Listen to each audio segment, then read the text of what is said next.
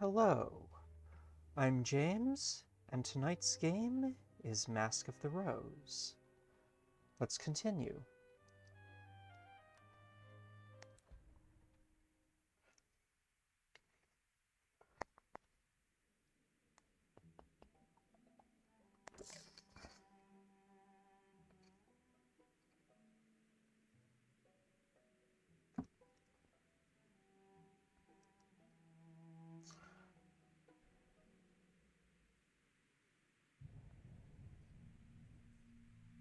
I reach for another memory out of that jumbled grab bag. There are things I sometimes remember from that night that cannot have happened. Impossible things. If I concentrate, I can recall. I think Grease did say something about her family name. Grease was eating a cold dinner. There wasn't a hot one that night. But Horatio was determined that we had to eat. Grease and I have both been lodging at Horatia's since before the fall, but at first we didn't speak much. She kept her distance back then. She's become much friendlier since February.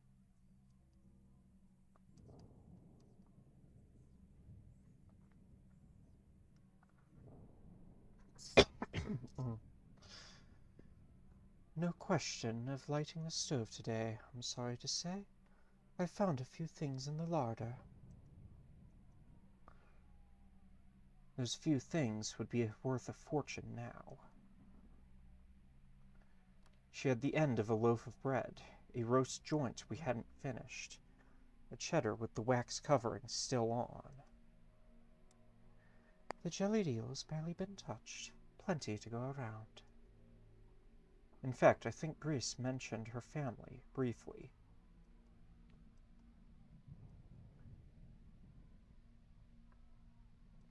While we were eating, a joking reference. Must be a bad night in the Everly household. They don't like eating alone. Guests, always. But I doubt anyone is paying supper visits today.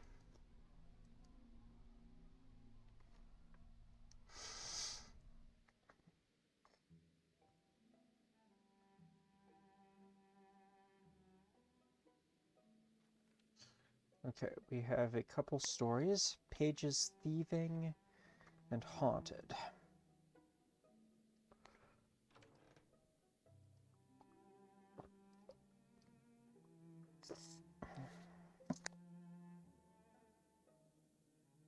We'll take Virginia, News of the Stone.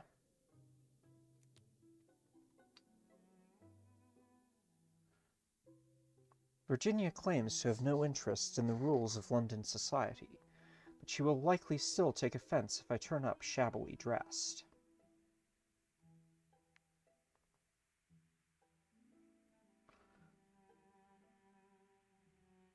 Yeah, this looks good.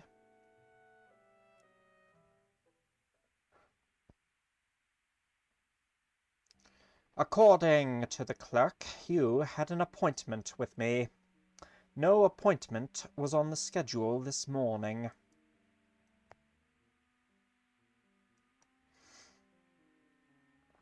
You asked me to do something for you. I have done it. Oh?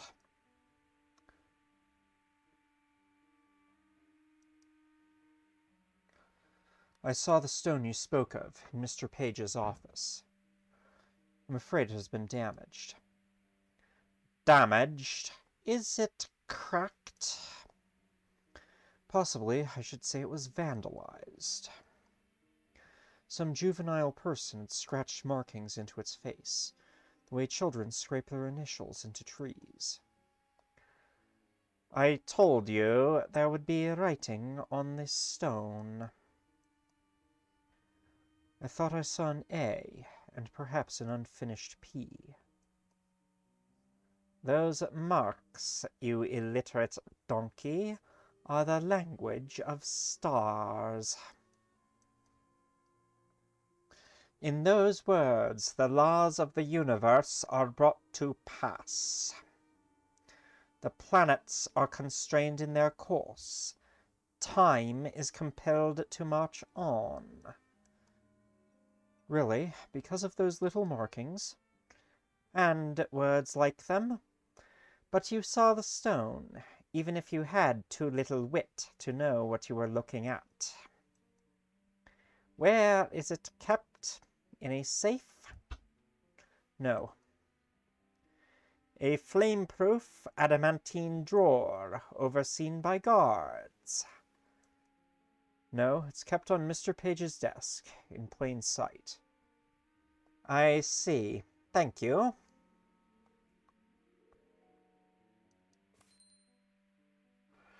There is a favor you can do for me.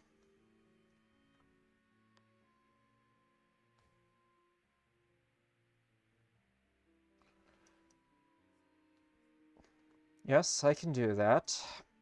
It would be a relief to... You, Page's loyal servant and devoted investigator, will provide the account.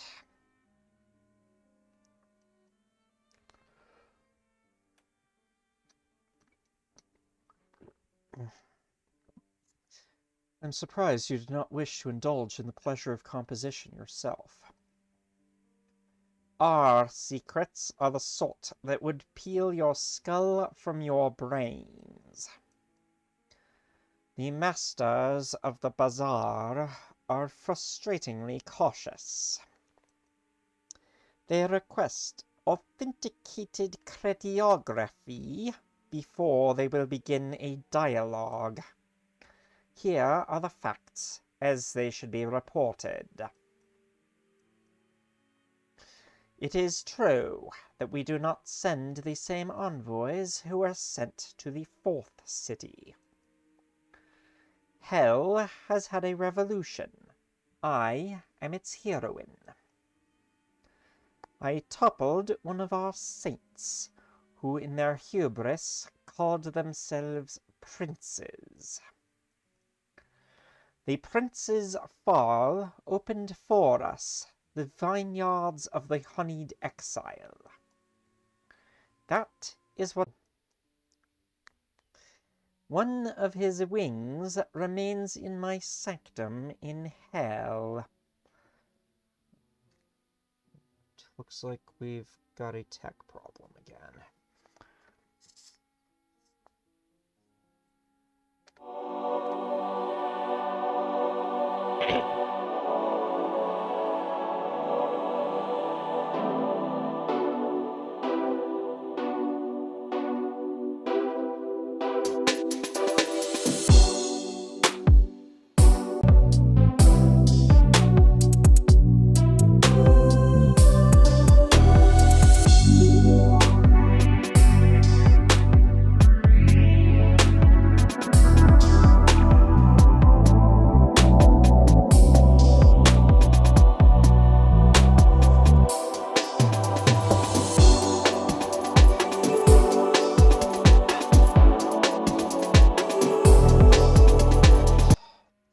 It. One of his wings remains in my sanctum in hell. It keeps out the bees. She looks at me as though that is enough information to write a history of her revolutionary activities.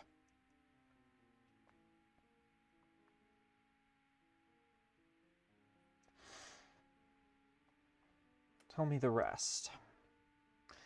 Am I meant to be afraid of you? You tell me how you might write the rest, and I'll tell you if it's acceptable.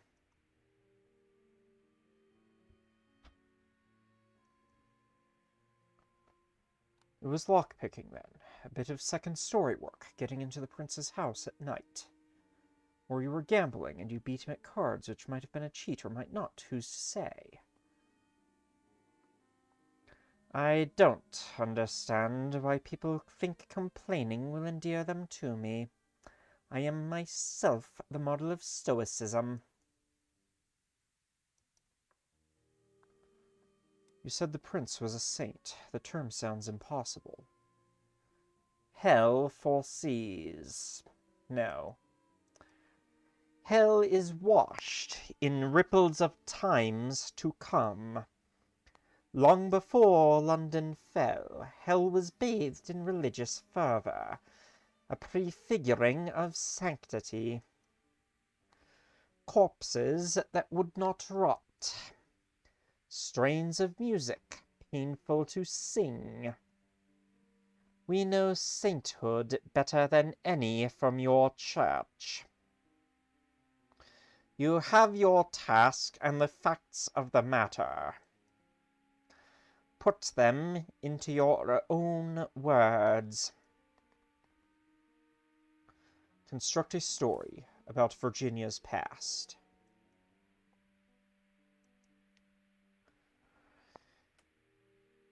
Pages is frustratingly literate. It will detect autobiography.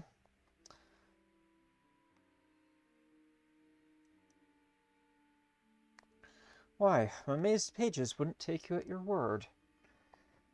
I will give you a moment to reassess that statement. Though one must allow the veracity of my story will be more plausible coming from the lips of an idiot. The document requires my consent. Pages will need that to authorize the seal. So whatever you wish to say, I must approve. There is a brief lull in the conversation. Virginia considers whether there is anything to add. I now have another appointment, with an empty room if necessary. At least you don't say whatever you are thinking, like most of London. But dishonesty is not alluring in itself, so pray don't feel I will pine for you in your absence. I can feel the frown forming on my face. That leaves time for another errand today.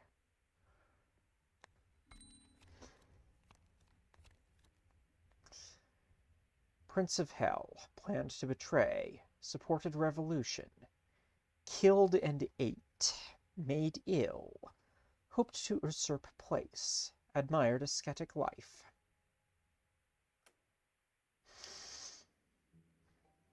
Okay, let's see what we can do with those.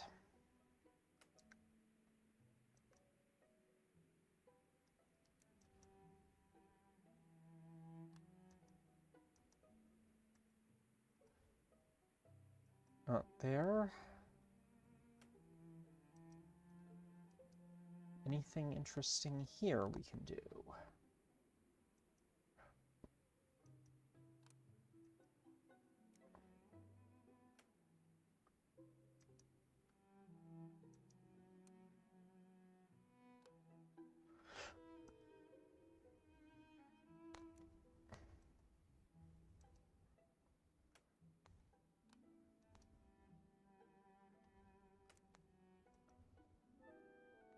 Nothing new on either of the stories we already had, so... Infernal Plots. Assignment. Tell a story of what happened between Virginia and a Prince of Hell.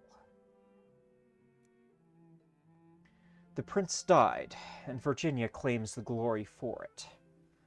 This is known. It is less clear precisely what happened. No one has ever told the full story of why this occurred.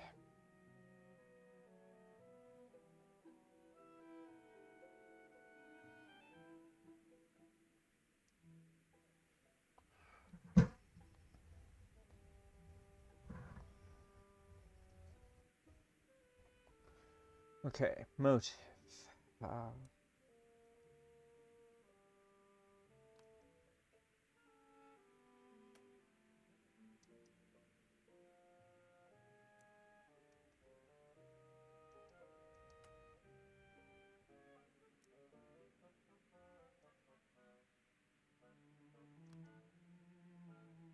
Virginia was true, or indeed possible. The prince wished for certain specific forms of growth and ascension, closed to him unless he should be reborn.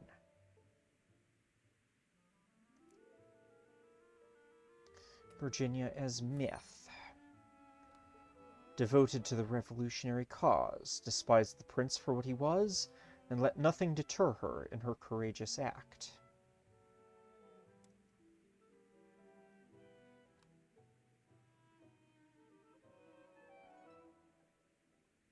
At the prince's own request, Virginia prepared his flesh. The prince grew weary and wished for the mercy of a long and restful death before he would ever return to the world. The prince was drawn to the pleasures of hellish saintliness, the hymns, the costly sacraments, the self-abnegations. He occupied most of his time in those pursuits.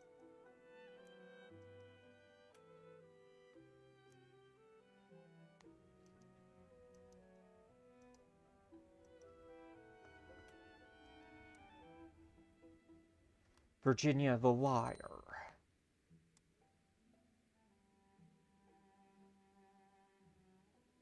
The prince died, and Virginia claims the glory for it. This is known. Virginia claimed credit for the prince's death. In fact, the prince perished by his own choice in order to ascend to a greater form.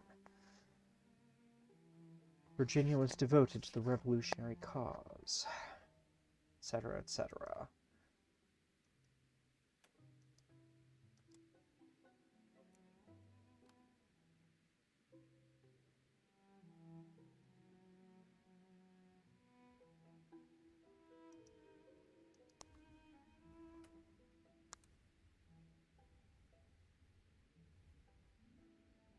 Virginia in love again. The prince died, and Virginia claims the glory for it. This is known. Virginia stabbed the prince at a time they had arranged. But Virginia was acting as assistant, not as murderer. The prince perished by his own choice, in order to return in a form that might be more acceptable to Virginia. Virginia had deep and unacknowledged feelings for the prince, though she tried to deny that this was true or indeed possible. The prince allowed Virginia to get close to him on the pretext of an affair. His dedication to her was genuine, or as genuine as it can be in a creature of his sort.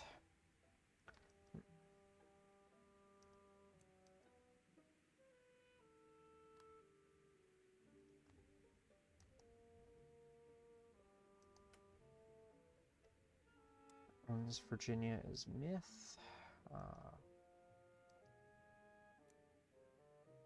Virginia in power.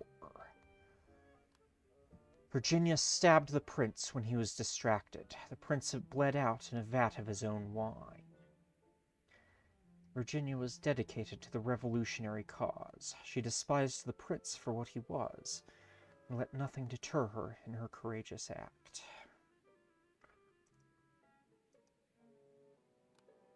Fall of Virginia.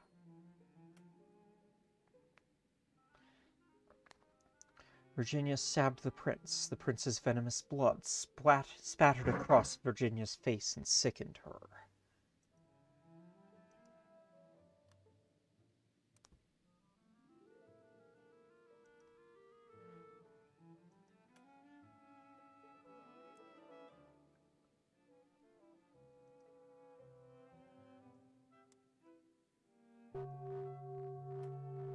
Hang on. I thought I'd close that thing.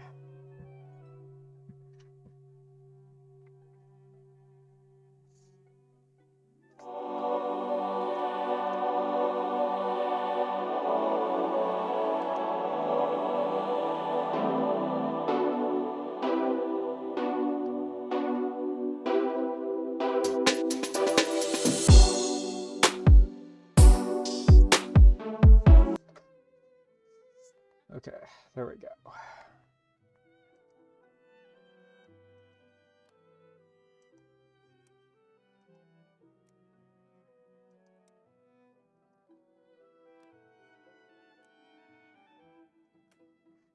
Virginia was motivated primarily by spite towards the prince. Virginia wanted power for herself. Removing the prince was the easiest route.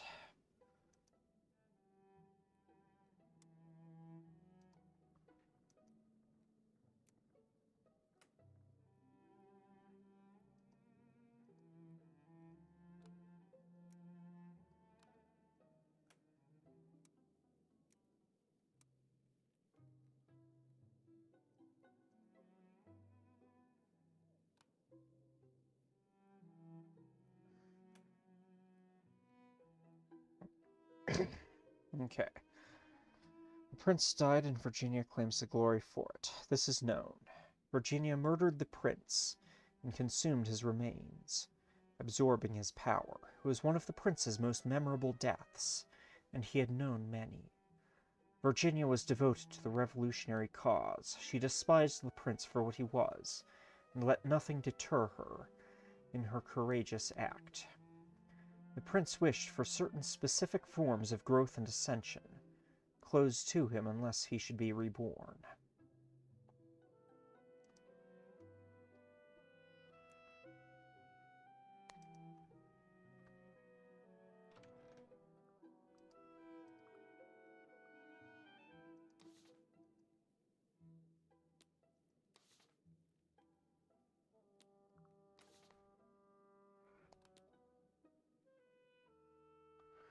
Barrett may find the pin amusing.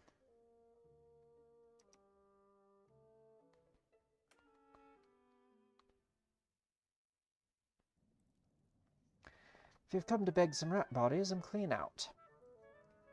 The constables take their cut, and I've got to eat. But if you come back another time, I might have some then. They're the one thing not running out around here. The amber brooch suggests I'm here on someone's business, even if it doesn't say whose. Could you hold this for a minute? What the blinkin' hell is this? Not saying no, mind you. Held worse in the sewers, and this was before the fall. Do you remember the great stink? That seems like something to look up.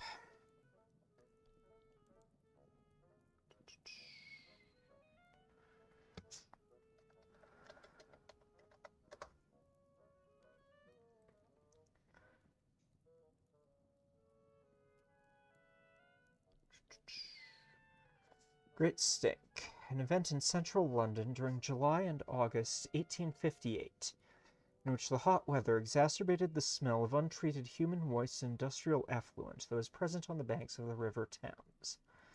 The problem had been mounting for some years, with an aging and inadequate sewer system that emptied directly into the Thames. The miasma from the effluent was thought to transmit contagious diseases, and 3 outbreaks of cholera before the Great Stink were blamed on the ongoing problems with the river.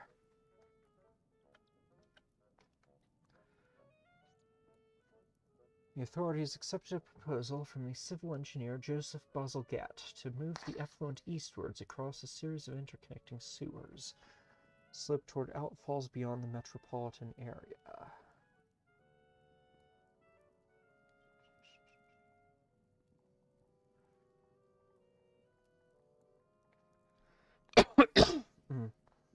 Bazalgette's work ensured that sewage was no longer dumped onto the shores of the Thames, brought an end to the cholera outbreaks. His actions are thought to have saved more lives than the efforts of any other Victorian official.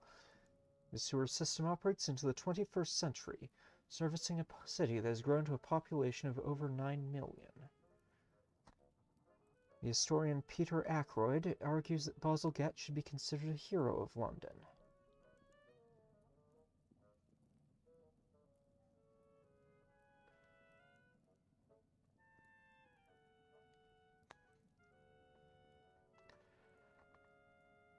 And interesting, this was after the Broad Street outbreak.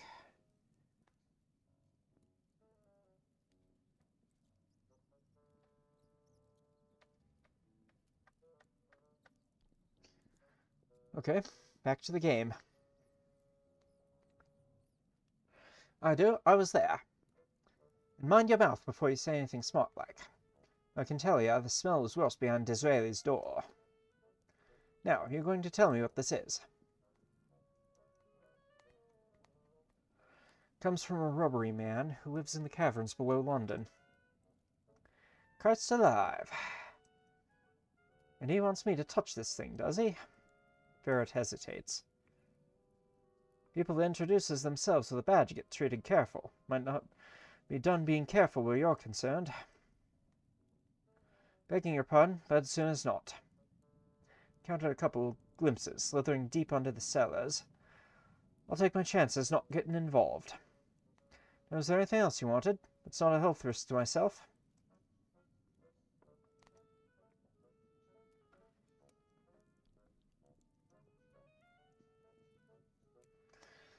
I think I'm not doing justice to the full scope of your enterprise here if I only call you a rat catcher. Millions of rats and moles and spiders, like it says on the sign, which now I notice you can't see. Rats, moles, spiders, destruction and disposal. Spiders is new. Used to be most people was happy to hit 'em with a slipper and be done with it. See your pockets before you go, then. Not nicked anything you shouldn't have done? Very well. Can't be too careful in these parts.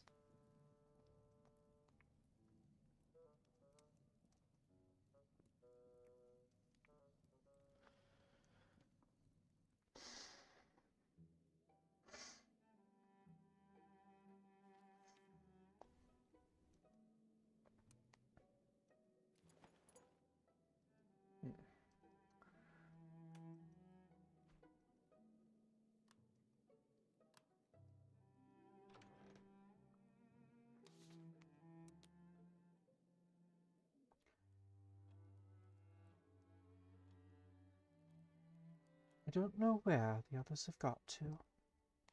They do know when supper is served.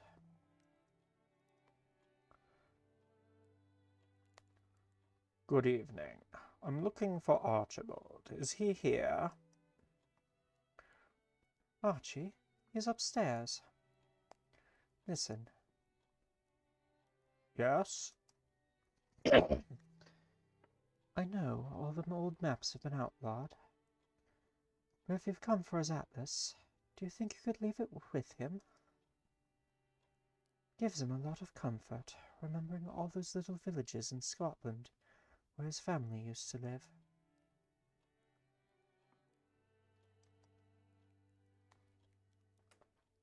Yes, leave Archie his maps. He's not doing any harm with them. That isn't why I'm here.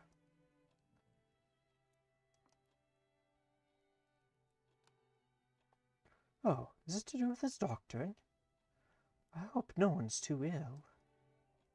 I know Archie worries, trying to do a physician's work when he didn't finish his training. Does he often treat people?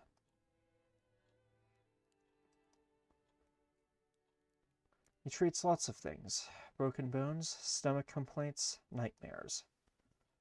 There was even some business with a tainted jar of honey, he said. Archie's had plenty to keep him occupied. He hasn't happened to treat a tall young man that had lost his memory. No one like that. Have you ever known Archie to make mistakes? Prescribe the wrong dosages?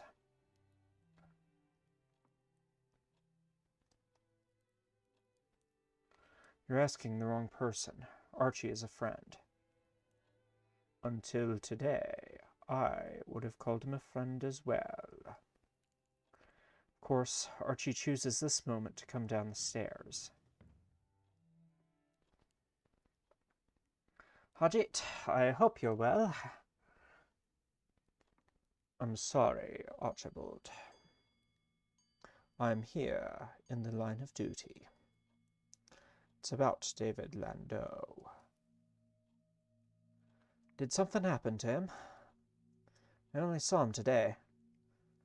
Shortly after your visit, he died by poisoning.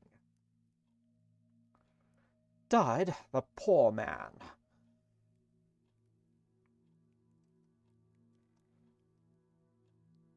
What? But I saw him very recently.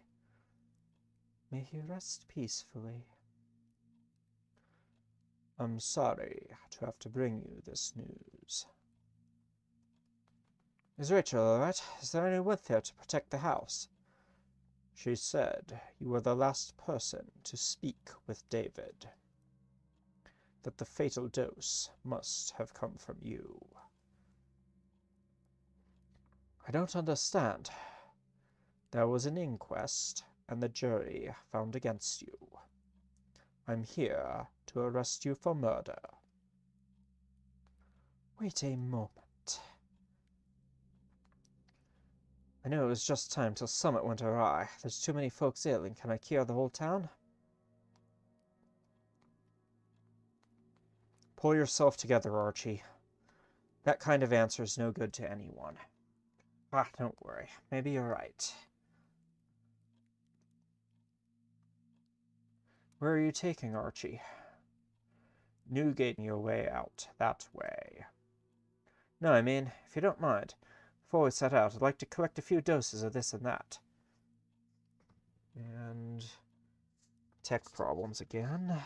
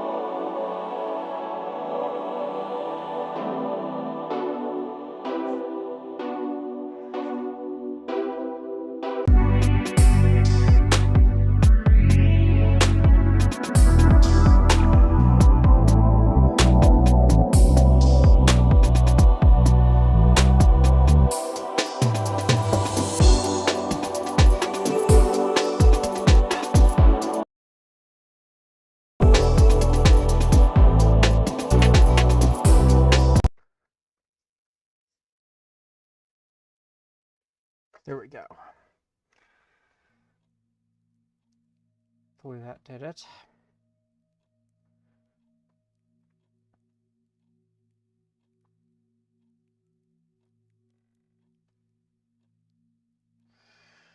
You're not talking your way out that way. No, I mean, if you don't mind, before we set out, I'd like to collect a few doses of this and that. Things that might help to settle bad lungs and prolonged coughs. You're asking whether, before we go, you can be allowed to rearrange your collection of drugs and bring some of those drugs with you. Quite how I'd have phrased it. When you stand accused of murdering a man.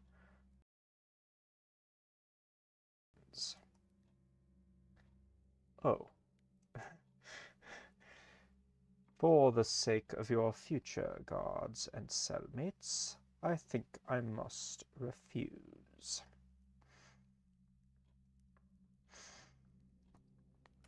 How is Rachel doing? Does she have anyone with her? There's her housekeeper, Phoebe, and some friends from her community. They're preparing the body for burial. It can't be left unburied very long.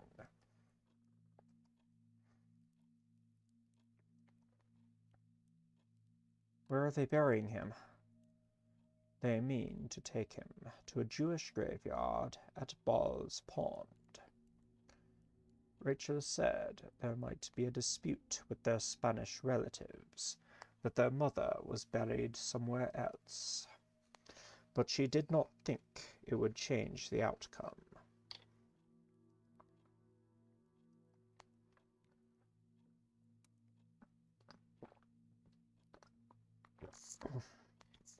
Horatio, I'll be back as soon as I can. Don't let out my room to anyone else. We won't. Don't fret. We'll get to the bottom of it.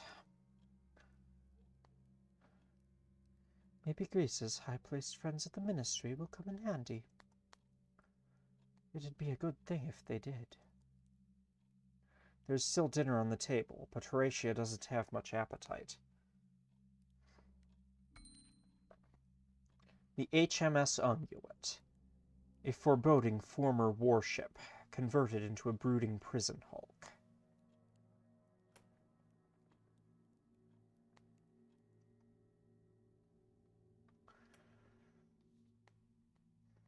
Okay, wait a few more days before pestering Rachel about her novel, as she is still grieving.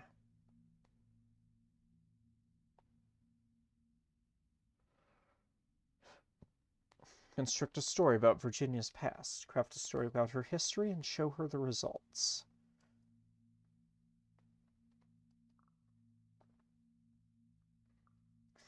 Day 269, Confessions. Archie was arrested for the murder of David Landau.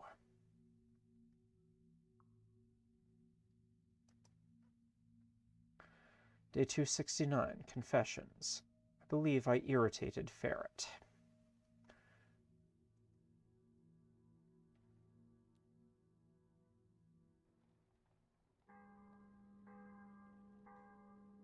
"270 days since the fall. 3 days remain in the season of confessions." For a moment after waking, I forget what happened last night. Then it comes to me, the sight of Archie being taken away. Horatio staring at a plate of uneaten pie. The rest of the evening, strange as it was. And then stumbling back to my own bed. There is no mention of Archie's arrest in the morning's newspaper.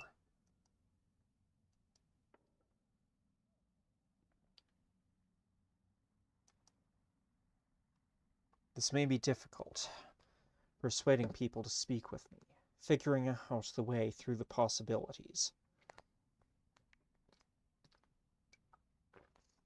I will have to craft questions to ask people, the way Archie showed me.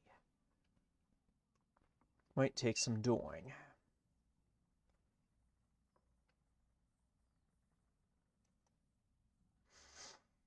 He himself would never say this was a coincidence. Never. The law will dispose of the murderer's earthly fate. But those who have done a terrible wrong need other help and other guidance to make matters right with themselves and their community. Find out how David's relations are reacting to his death.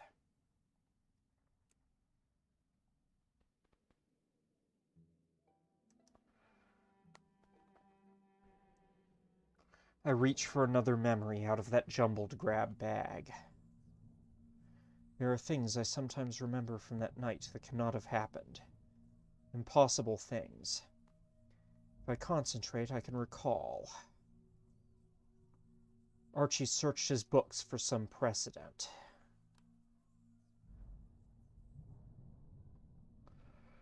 I'm surprised at you trying to read in this light, Archie. He held up the volume he was perusing.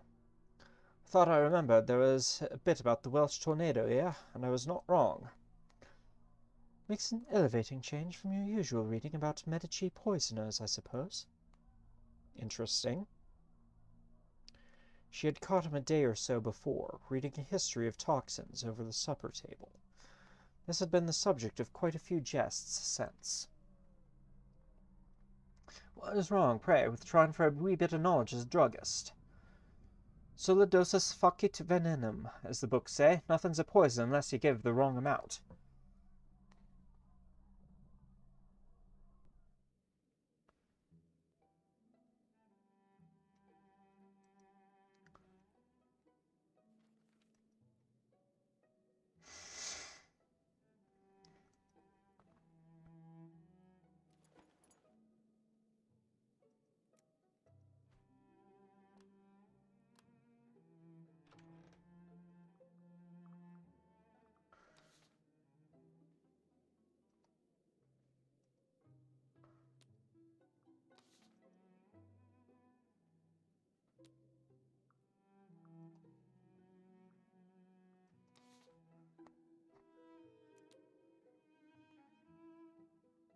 I consider what a landau would make of my current garb.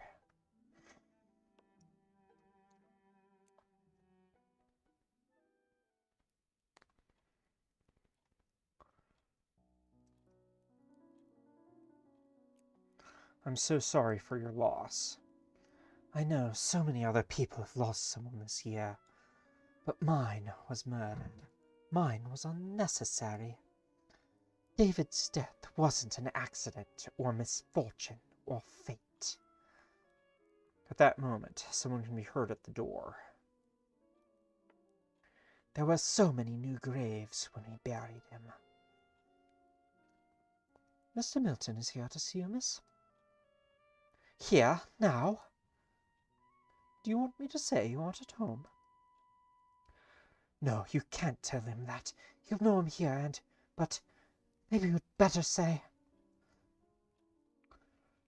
Don't strain yourself finding an excuse.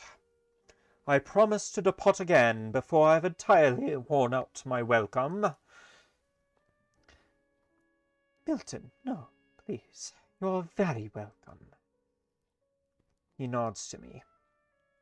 Poor Rachel, I came because I heard your unhappy news. I ought to be wearing black, but there's been so little time.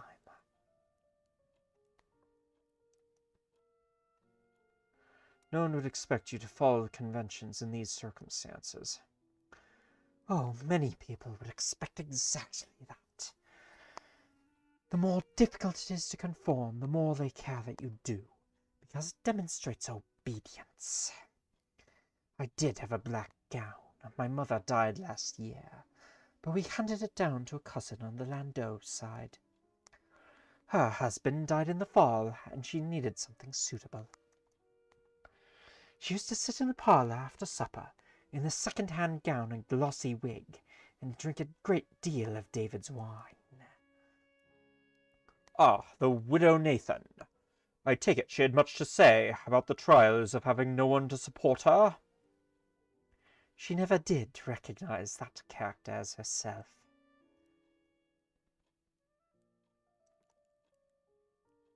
I join in their amusement. Phoebe said you'd buried the body at Ball's Pond. Very soon after the death? It's our tradition. How do you avoid burying someone alive?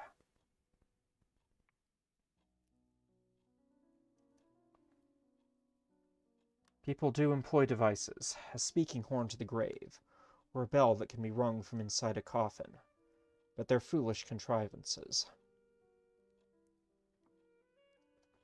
I find it takes a few centuries before one can be sure who deserves to boast. The burial, Rachel? David was dead, unambiguously, grotesquely dead. Have you been back to the grave?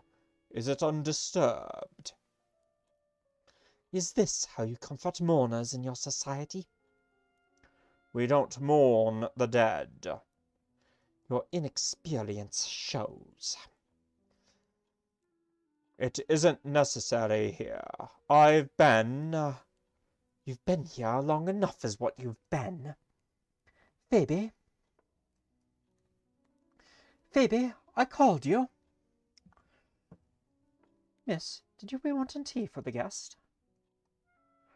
I did not, and don't play the fool. I know you've had your ear to the door. See Mr. Milton out. I could have found my own way. At least one of us here is going to observe the civilities. It seems I'm the only one up to it. Miss Landau, I'm very sorry, but... Please, go.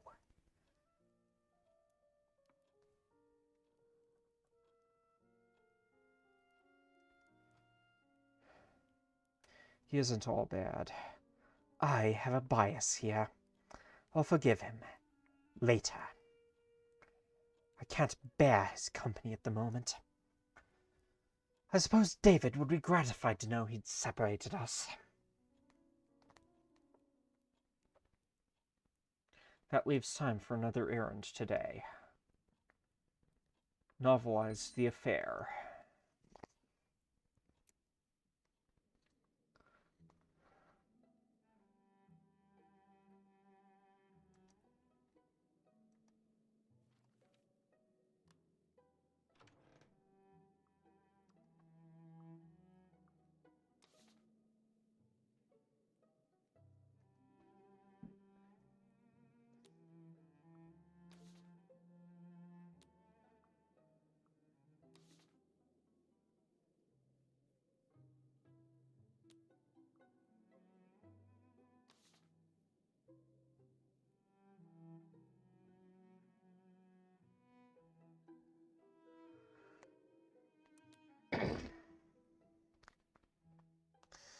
Mr. Pages may expect me to turn up with my ministry badge on.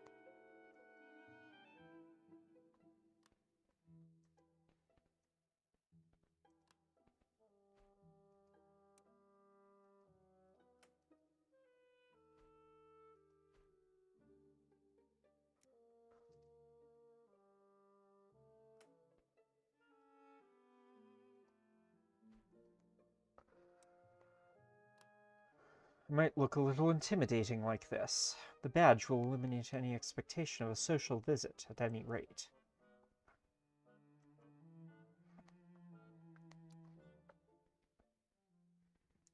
When I arrive, Mr. Pages raises its head and looks at me without saying anything. Undercon Grease has been agitated. She requested that we intervene in a matter of the Crown Court. This is not our custom.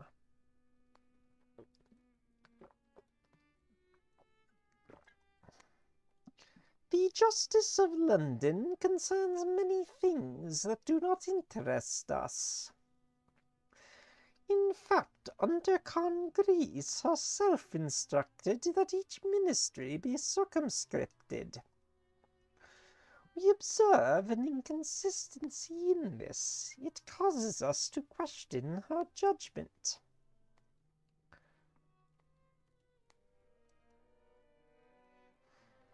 She may not be thinking clearly this once. It is harder to stick to those rules when a friend's life is involved. It is a weakness. We will have to account for it in our dealings with her.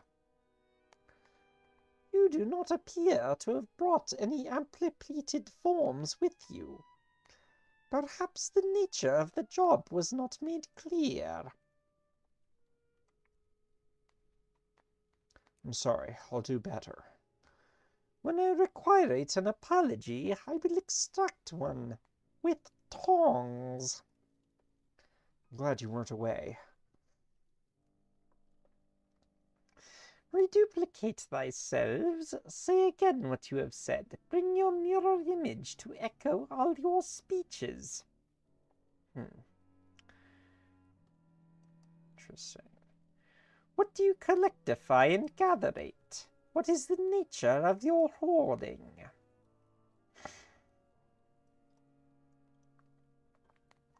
Pathways to strange places. Ways, means, directions, labyrinths. Difficult to hold in the hand or pile in the warehouse, surely. Impossible to steal or burn. True.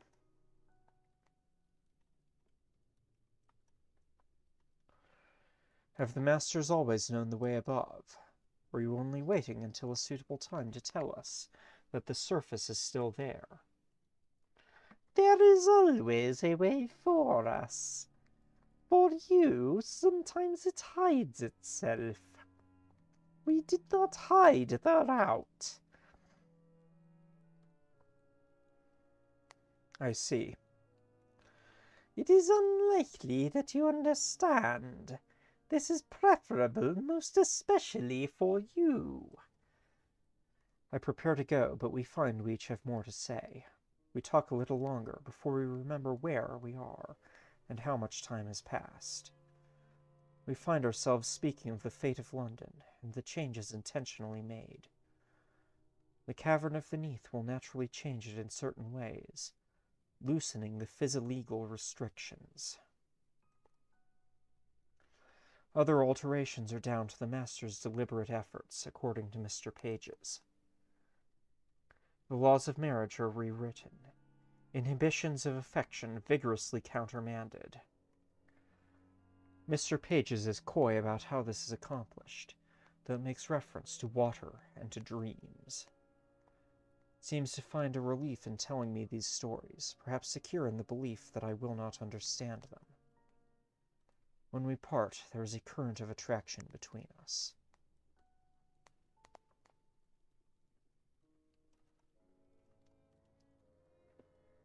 I give Mr. Pages a provocative look. Horatio will be setting out the food now.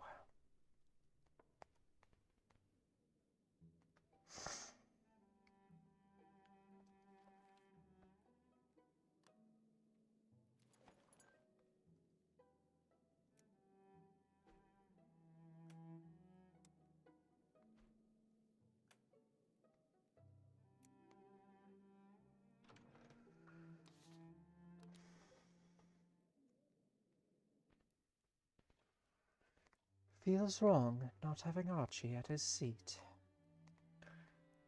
We'll have him again soon. It's not as simple a matter as I hoped, but we'll get to it.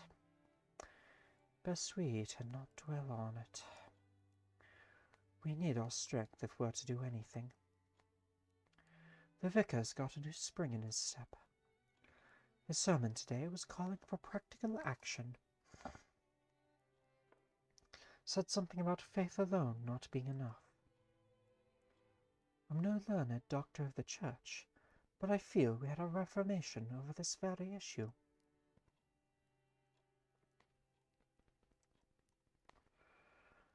Excellent. I know that's what you'd prefer to hear in any case. The meditations of our hearts don't go as far as the work of our hands. So I'm glad when a preacher turns his attention that way. There was a fire in his belly I'd not seen before. His preaching was very red-faced. He's not ill, is he?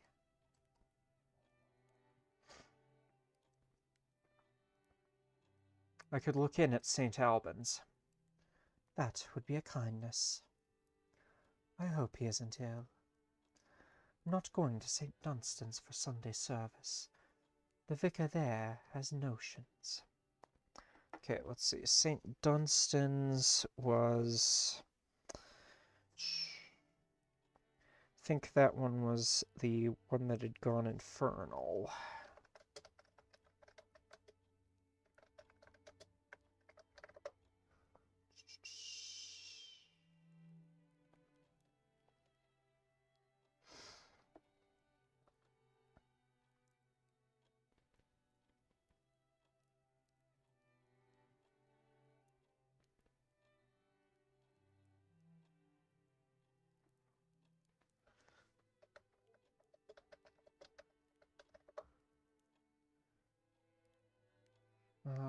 Let's see. Book. Snippets.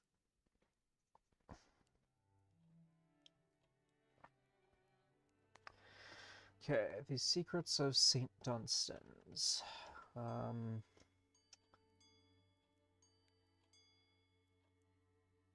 Soul trading. Thought so. For a moment, no one speaks. I chew diligently. We finish eating.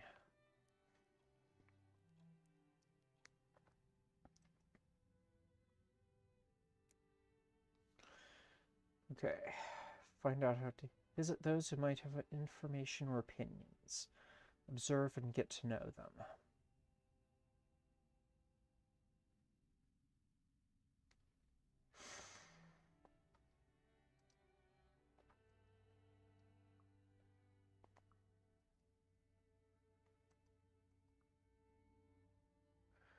We got word through Harjeet that David Lendo had died, and Archie was suspected of the murder.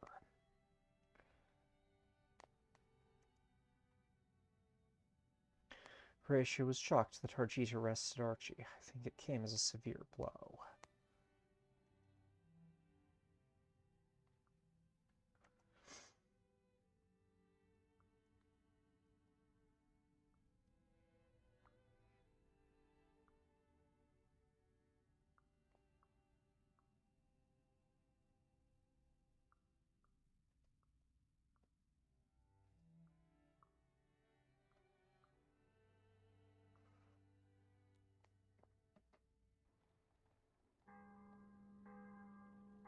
Day 271.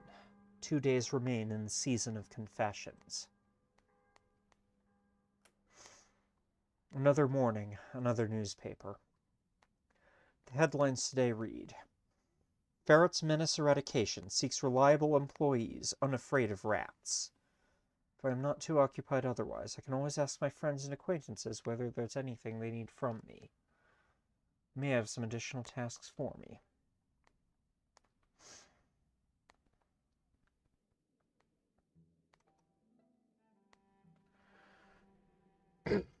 Reach for another memory out of that jumbled grab bag.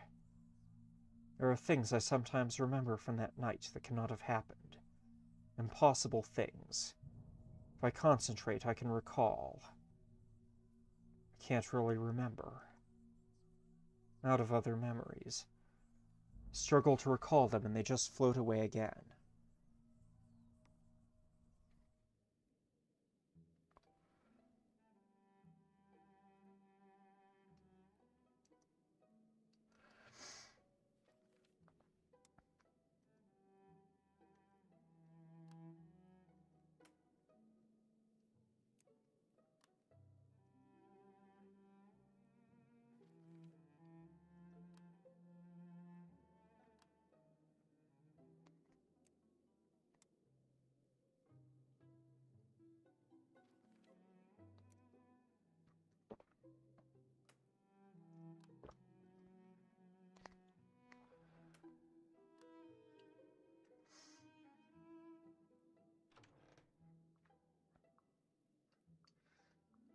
Okay, nothing at the synagogue.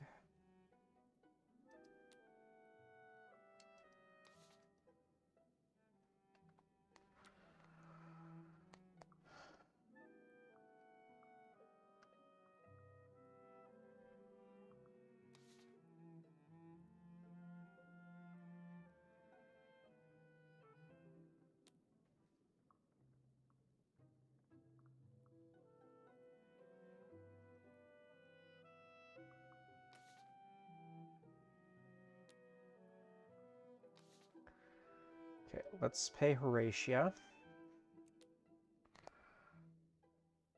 Horatia won't mind me in this.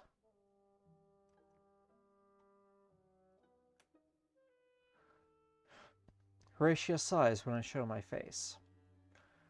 I think my presence has just reminded her of her lodgers, and that reminds her of Archie. She hasn't gotten to inhabiting that grief comfortably yet. Good morning, Stuart. I hope you and your people are surviving. I believe I owe you something, as a matter of fact. I pass her the coins in a jingling handful. The air is warmer for just a moment, briefly comforting. She scoops the money into the pocket of her skirt.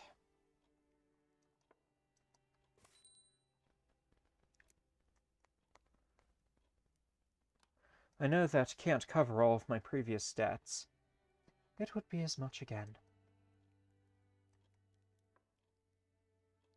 As it happens, I can cover that. Horatia touches my hand. There's something I need for dinner, if you'd be willing to go. Of course I will.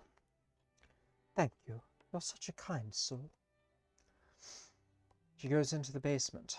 She's down there for so long, I start wondering if she's coming back. When she comes back, she has an assemblage of empty jars, which she piles into a bag for me. Take them to the market and get them filled, as many as you can. Oil first, then solids, whatever they've got. Don't let them sell you more than 1 jar of cricket flour. We can use it, but don't go through much. As for the purple mushrooms, make sure they're dead. Don't accept the live ones. How will I know? If it jumps out of the jar, it's not dead.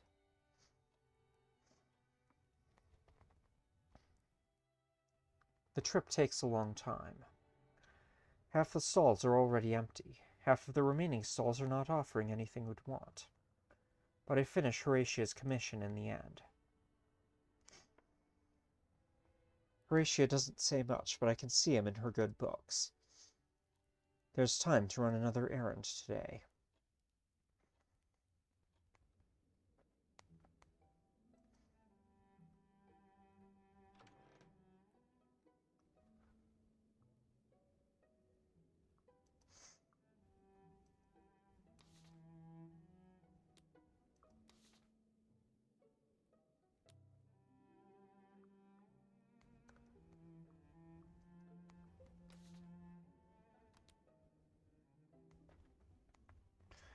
The brooch makes it look as though I'm doing some sort of official business, though who can say for what office?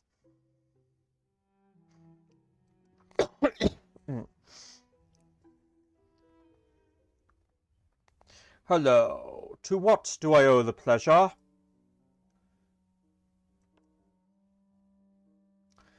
The stone that interests Virginia. I know the one. I don't understand what it is. I would not expect Virginia to take much of an interest in Mr. Page's desk ornaments. Ah, it's a curio. I wondered how previous ambassadors had been handled. You needn't worry about betraying our mutual friend's confidence.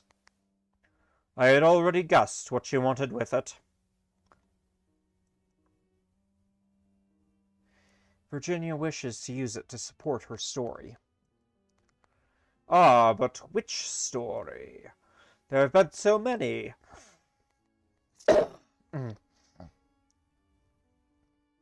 Anyway, I could not possibly comment further. Whatever task she has requested your assistance with is between you and her. I would not dream of intruding upon the writing of her biography.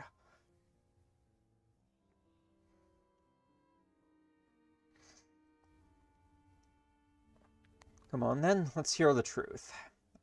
I don't serve ministry agents. There is a brief lull in the conversation. Milton considers whether there is anything to add. I look forward to your next visit, Doctor. You have signs of potential. I shake my head to clear it. The ruminations are gone. All is as it was. It is almost time to eat.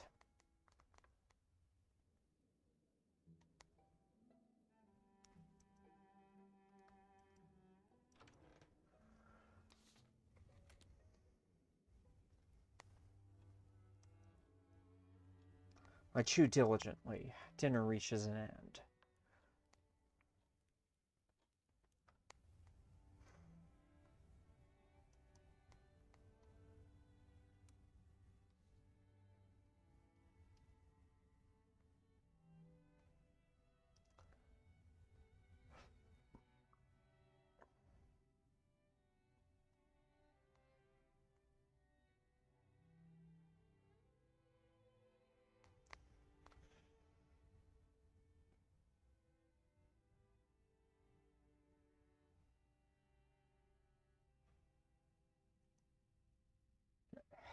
Day 71, I gave Milton a harsh command.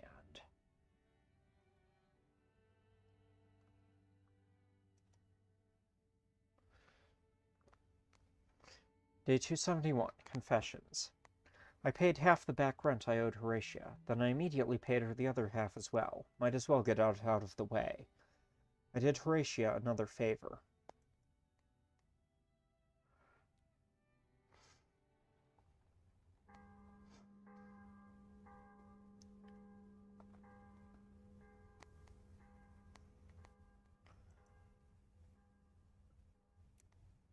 Another morning, another newspaper.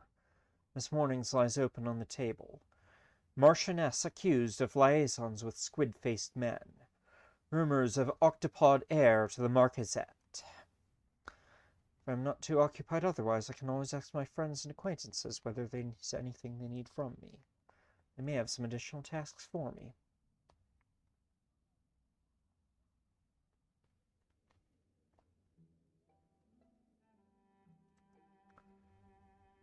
Okay. Nothing at the synagogue.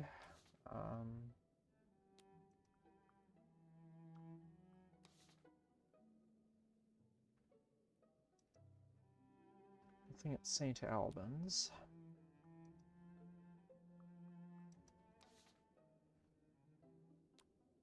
Let's check on Archie.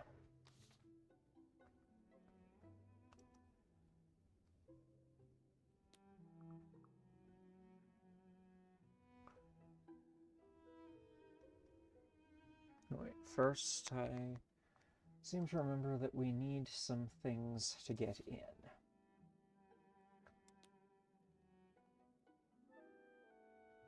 The brooch makes it look as though I'm doing some sort of official business, though who can say for what office?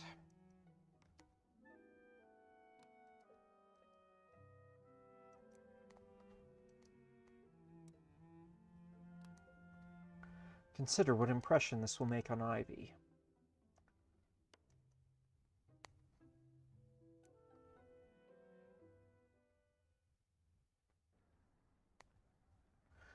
Stuart, it's good to see you.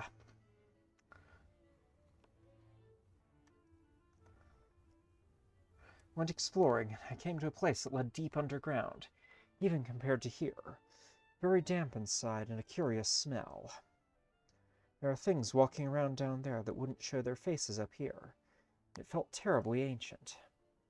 I go on for some time and make no effort to hide how frightening the whole business was. The description becomes more frank as I go on. Ivy listens, nodding. I have perhaps created some trust between us. As it seems we're getting acquainted, you might tell me where I come from.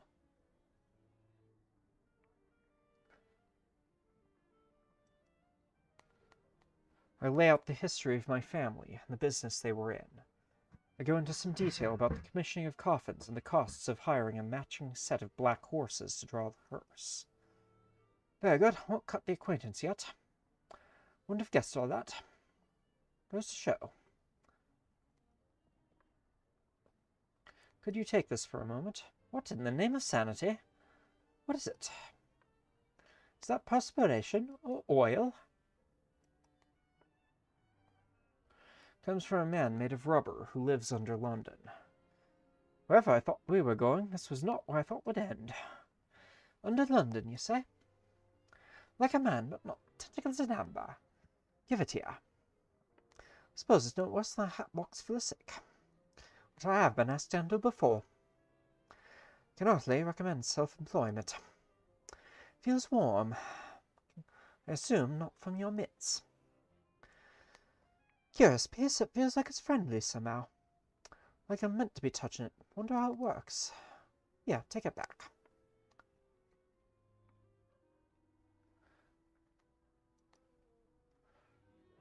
Comes from the tunnels below London. Ivy listens intently. Lots of them down there, you say? Me appears it. Get some more practical shoes than these first, mind. Wouldn't recommend they come up here en masse. You know what people are like. And they've more of this amber, you say. Oh, interesting. Now, did you have anything else in your mind? Silence falls.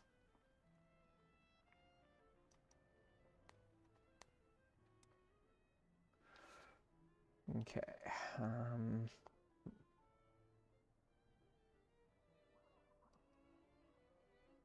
Exceptionally of the mode piece, trimmed with mushrooms as style currently demands.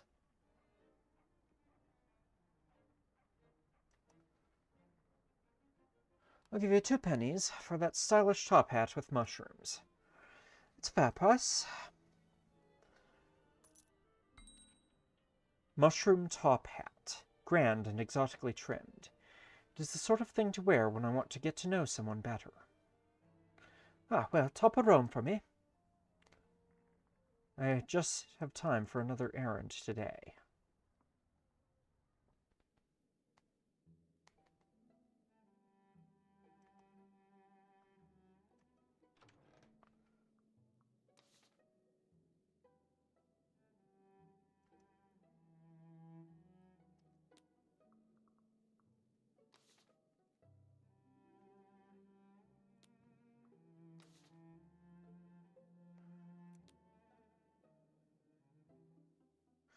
Dressed like this, I shouldn't go anywhere near the prison hulk without Harjeet. I'm a walking advertisement to robbers.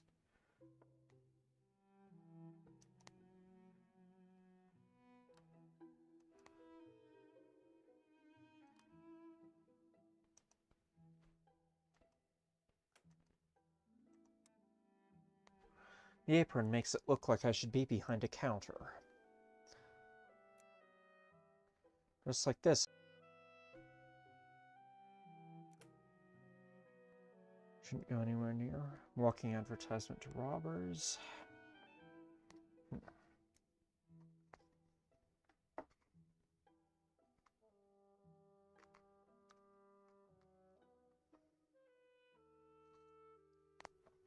And it looks like we're having tech problems again.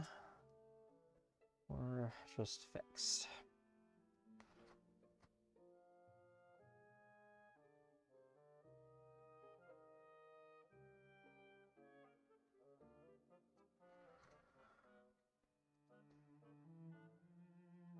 Okay, completely unadorned. Not a very sophisticated look, not much of a look at all.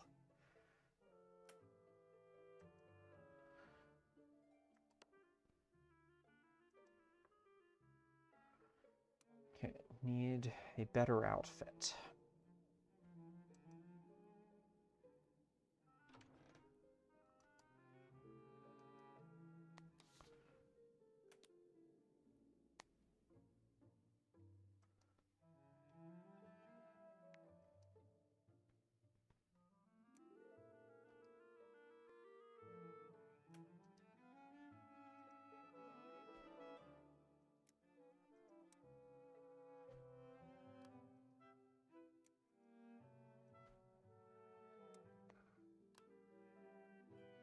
Consider what impression this will make on Ferret.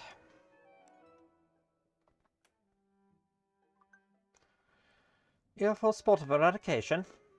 Suffering from undesired company in your place of lodging by any chance? Recount the newspaper story. Certain Marchioness is said to have had a son with 8 legs like an octopus. Oh. The boy was born a little prematurely, but creatures of the sea, no, may not have so long a gestational period. Make the story as engaging as I can, plenty of detail, and a fair sprinkling of dramatic pauses. I do find myself reading the scandal sheets. That baronet's a cad, ain't he? How irritating.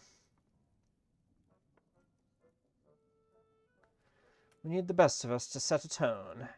Behave in a way that inspires everyone else. Ferret hears me out. But it's plain this question doesn't matter as much to them as to me. Don't mind me. Ferret plainly wants to know why I'm here.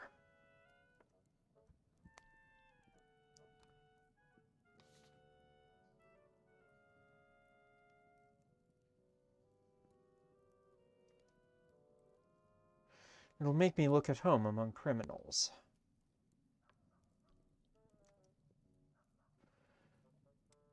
I'll give you a penny for that prison jacket. Don't look like it's worth more. They haul out the prison jacket. Isn't a particular flattering garment, and mind the stains. But it's got long sleeves, so it's warmer than nothing, eh? Give you 2 pennies for that flat cap. It's a fair price. This is a humble hat for a humble person. Mildly irascible, at home with the lower classes.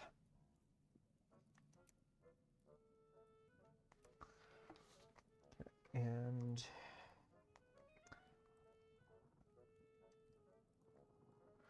it isn't anything to do with rats or spiders, but Ferret clearly indulges in a range of additional commerce when the opportunity presents itself. That'll keep the rain off your head and make the constables think you're someone else. At a distance, anyhow. Give you 2 pennies for that red wig. It's a fair price. They go behind the counter and fetch the wig. That's a good choice, that is. Found it on the bed of a certain individual when he was going after the creatures down there. Asked him if it was his, and he turned bright red and said no. So I said I'd do him the kindness of disposing it for him. Clean enough, though. Good if you want to go round the neighborhood and not look like yourself. Wearing this, I look and feel much less like myself. Implausible stories come readily to mind. Close friends fail to recognize me.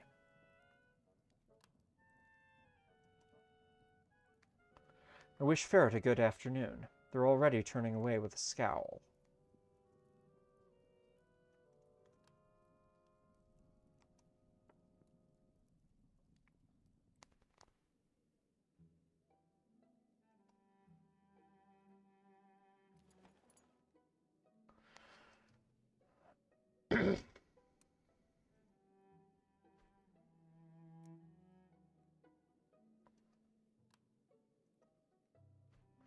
The apron makes it look like I should be behind a counter.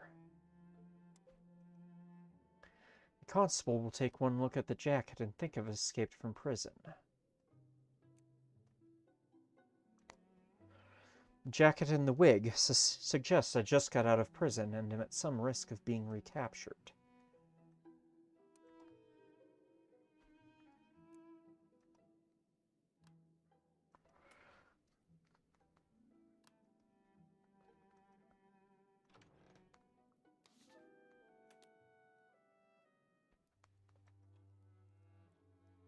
I chew diligently. There are no more mushrooms on my plate.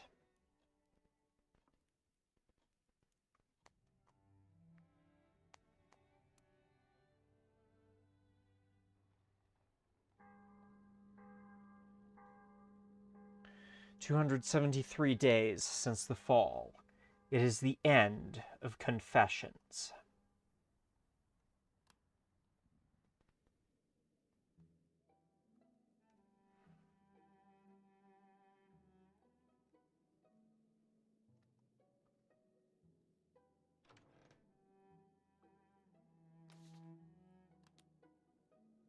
This morning I wake to furious pounding on the front door.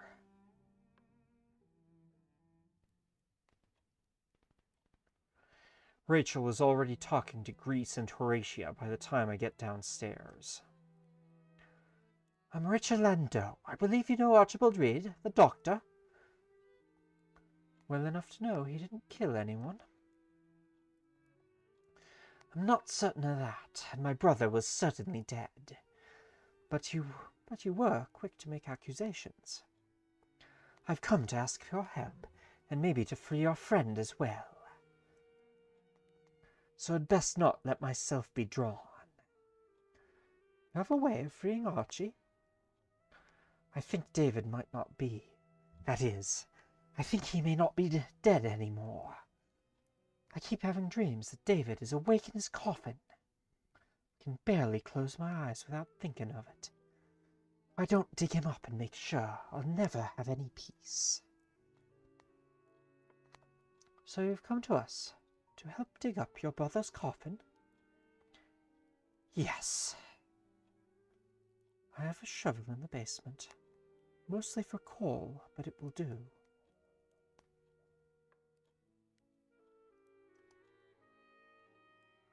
"Where is Phoebe?" "At home, in bed. She's not up to much lately.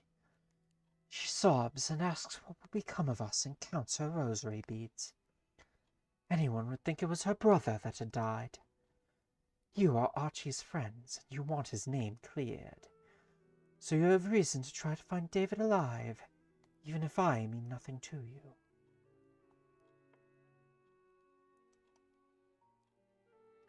The condition of the corpse might reveal something about the drug used. If I can get a good look at that, I'll have an easier time with the rest of the inquiry.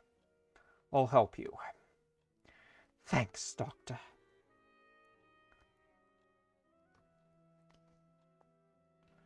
Here. There's only a fresh mound of earth. You're sure this is the one? It's not marked.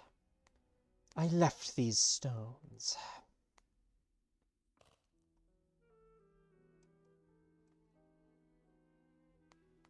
Doesn't look like the grave of someone buried alive. In my dream, he can't climb out by himself. It's grim, slow work. When we've struck the bottom at last, Grease climbs into the grave. Well, it's been a few days, Grease calls up from below. David is still deceased. You're sure?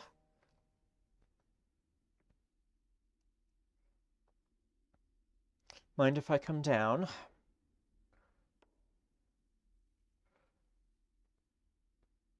This body is definitely not alive. It is wrong, though, and not wrong in the way that dead bodies are usually wrong.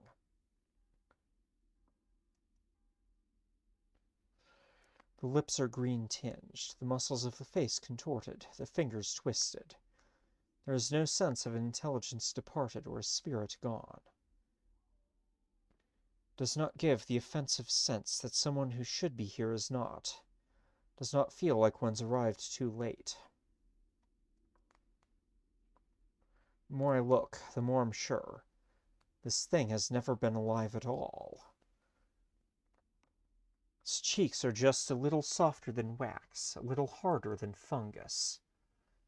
I do not smell decay, but there is a pale cloying scent, like lilies grown in muck.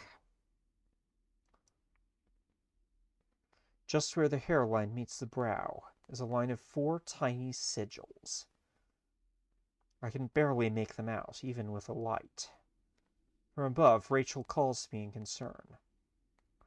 I touch a sigil with the tip of my finger and flinch back. The touch of it stings. I've smeared it a little, I think. Does the corpse face look different now than it did? Doctor? If you were hoping to find David alive down there, he isn't.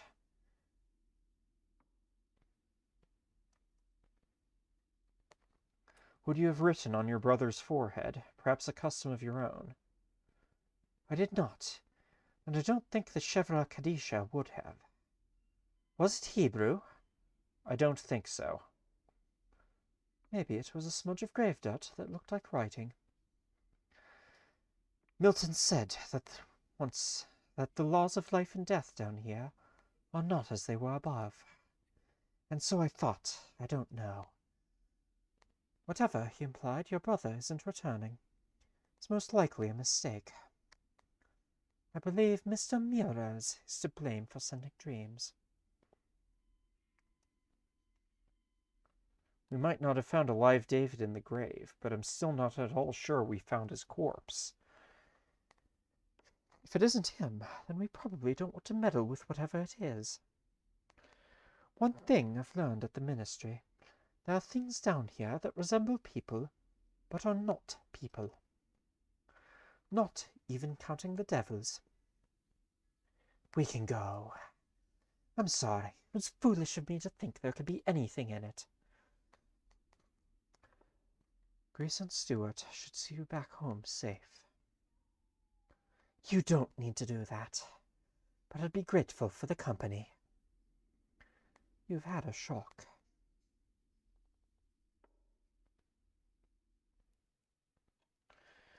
Phoebe, we have guests.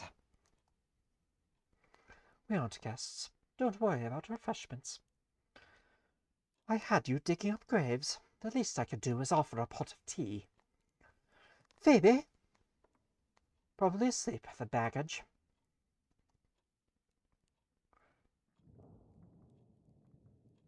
Hello. I let myself in. You were dead! I was. And now you aren't. Not for the past couple of hours. It took a little time to return. And then you weren't here.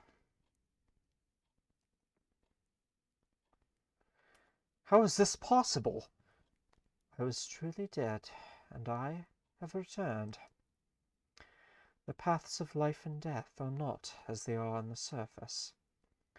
That is the only explanation I can find. The question of the grave remains alarming. There was a corpse there, and you don't much resemble it. I didn't wake in my grave.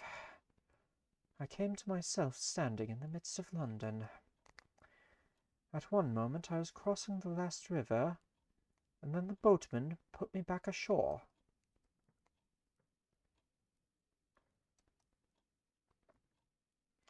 The corpse with the sigils on it may not be David's body, but surely it's connected with this. I am not returning to dig it up a second time. My hands are raw. And I have more mysteries than I can manage already. As far as I'm concerned, it was a malevolent practical joke. And I don't need to know by whom. If it was man-made, it was still a very strange creation.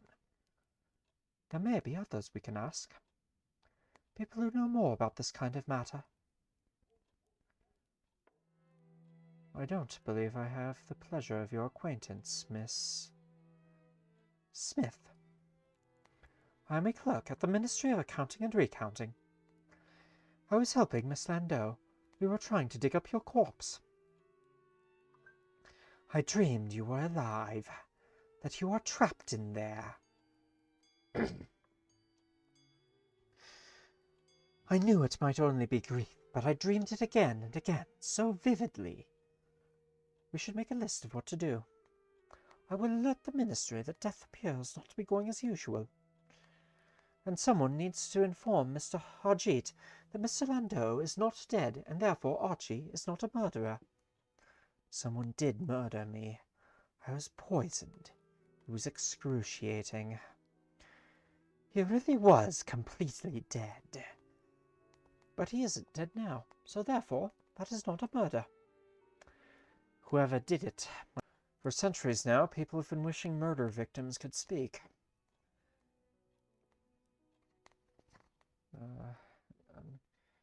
And technical.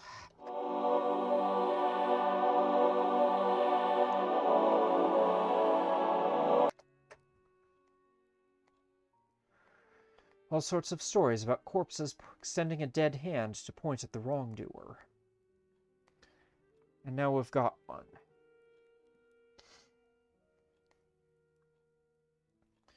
Yes, I wouldn't quite know where to point. I hardly ate anything that day, only the medicine that Archie brought me. I wasn't feeling well from the beginning, so I stayed in my room to read. There was quite a parade of visitors in the parlour I collect. A parade? I had Ivy Fitzclarett here working on a fitting. She is hardly a visitor, and we were not in the parlour for the most part, though she may have passed through.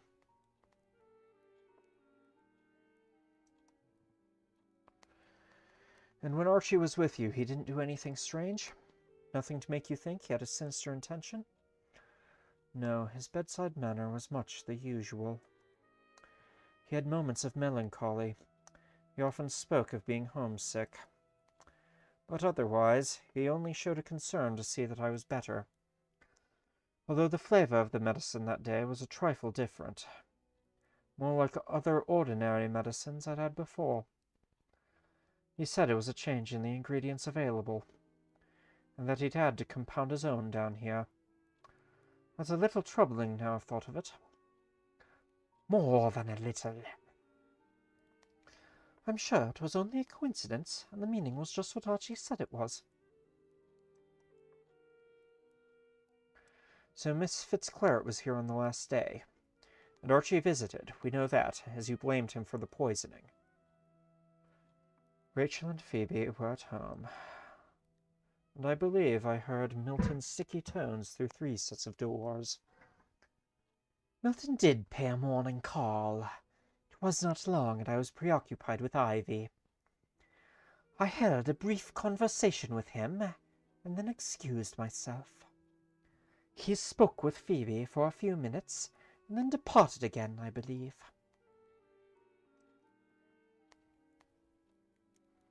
And you ate nothing, David? No, only Archie's medicine. No drinks? No tea with a bitter flavour and a gritty texture at the bottom of the cup? I would certainly have noticed. I thought as much. One always has the sense of poisoning victims being especially unobservant. We should go home and leave you to your conversation.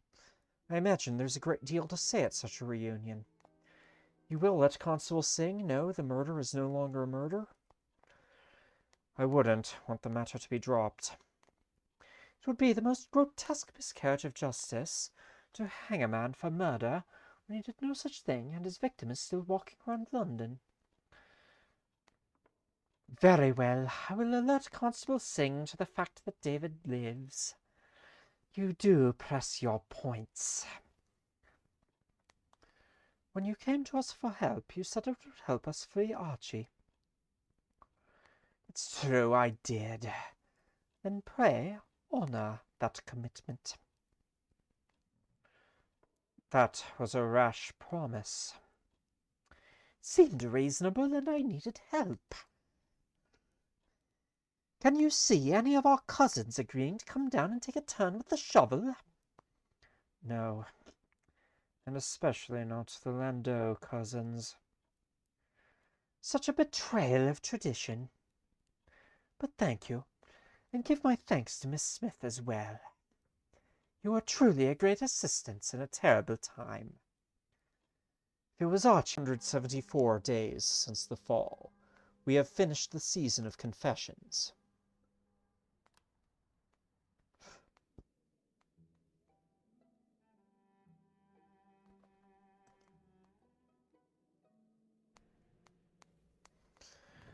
I reach for another memory out of that jumbled grab bag.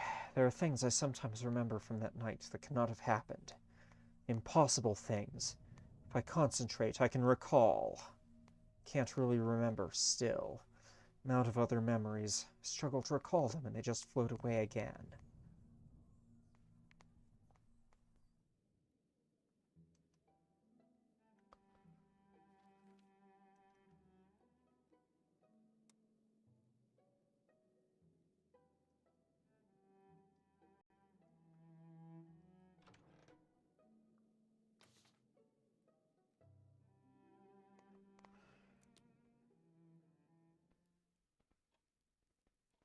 Rachel Landau has sent a note of thanks.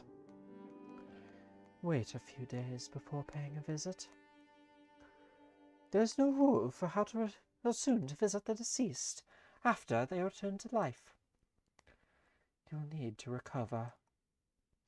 Never mind. At least Archie will be home soon. Archie does not return. His place remains empty. Horatia cooks him a portion, but he never comes to eat it. After 4 days, Grease tries to argue her out of doing any more, but she insists she can afford it, thanks to me.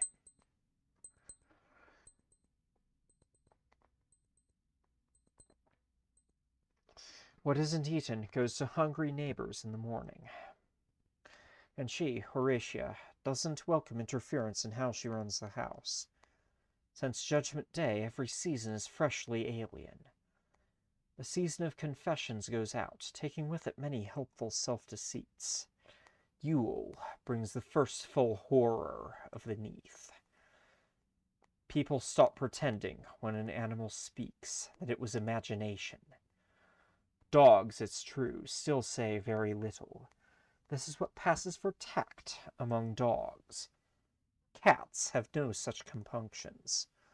On the rooftops they trade in human secrets, and their side glances dare us to object. Hypocritical gossips that we are.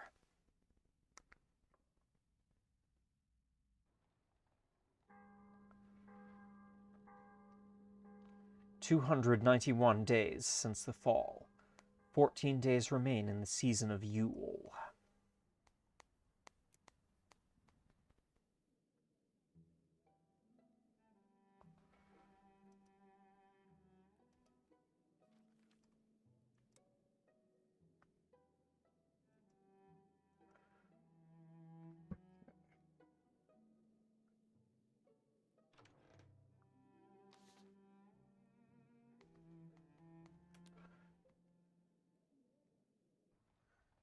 It's as I explained to Horatia and to Lady Griselda. By the terms of the law, a murder was still committed.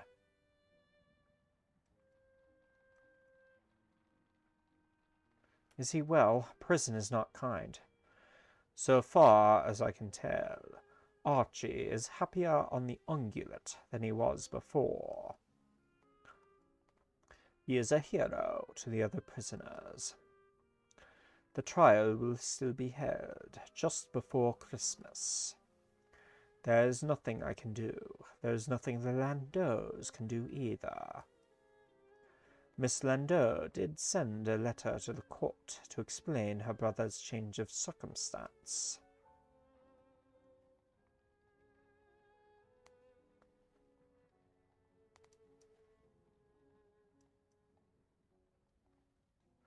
I know it didn't look good for Archie. There's no one else who could easily have done the poisoning. And no question that it was poison that killed David. You didn't see his room, the corpse, well, the aftermath of death was everywhere.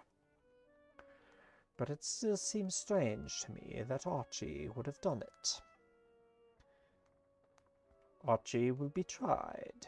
If we can account for his innocence, he may be freed. If we can find evidence that someone else was involved, they may be added to the trial. If you find anything, if you have a good explanation for how it wasn't Archie, it still seems very possible that he did do it.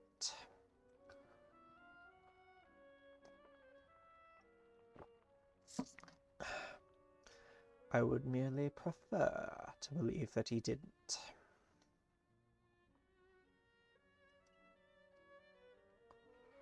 You'll be the first to know. Thank you. I'll need to craft my theories the way Archie showed me. If I can't build a finished plan, I'll at least be able to come up with some hypotheses. Crafting theories about an unknown motive or method will give me the right questions and let me get answers out of people. The more I learn, the more I'll be able to refine what I ask, or the accusations I'm ready to make.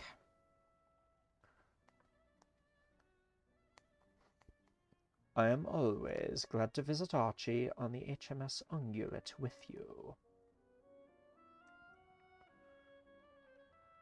If you've seen other cities, what do you think of ours? It has been taken by surprise, which serves it right. No, you deserve a better answer.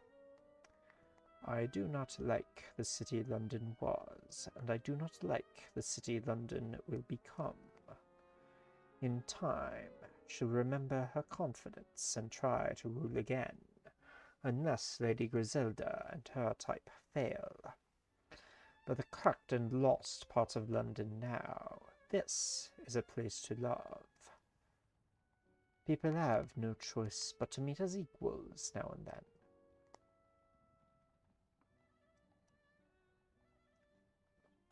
I'm glad you told me that. You're welcome. I should go, but you know where to find me. I am always here. I can just manage another errand today.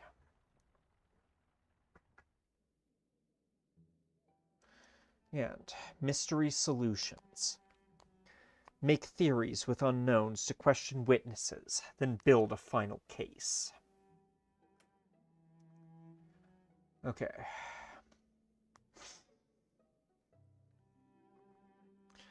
An individual of undetermined identity acted as an accomplice or a hidden hand behind the event. So far, I have put no name to the culprit. It's hard to make a case without some theory of what the poison was.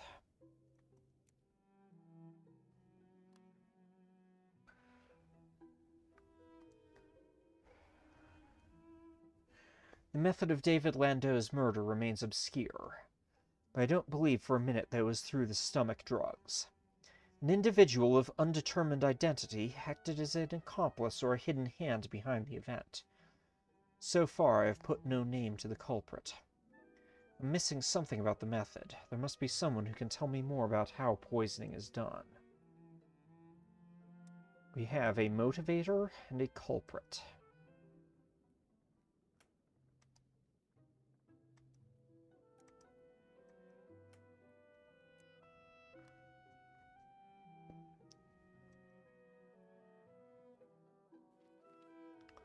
In progress. I need to get an actual question ready. We must also remember Lord and Lady Carringham. Lady Carringham used to be Charlotte and was engaged to David, but she abandoned him and married Lord Carringham, though society whispers that she still has feelings for David. Someone else may have delivered the poison to David, but I'm sure the Carringhams were somehow behind it.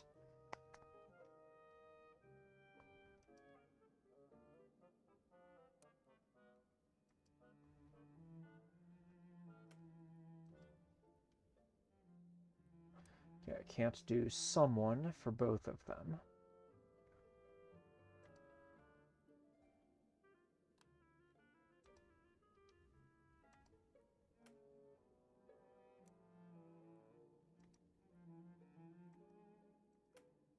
Okay, so unknown methods.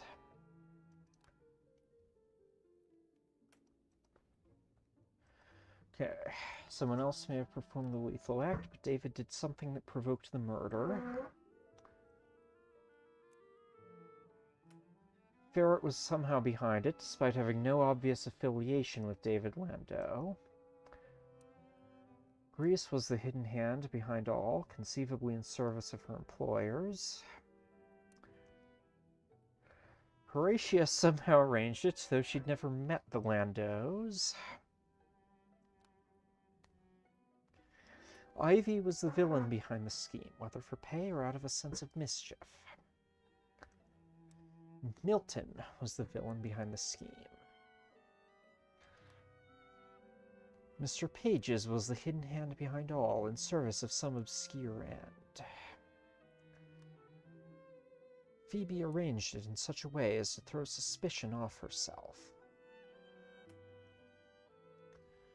Rachel arranged it in such a way as to throw suspicion off herself. Virginia was somehow behind it.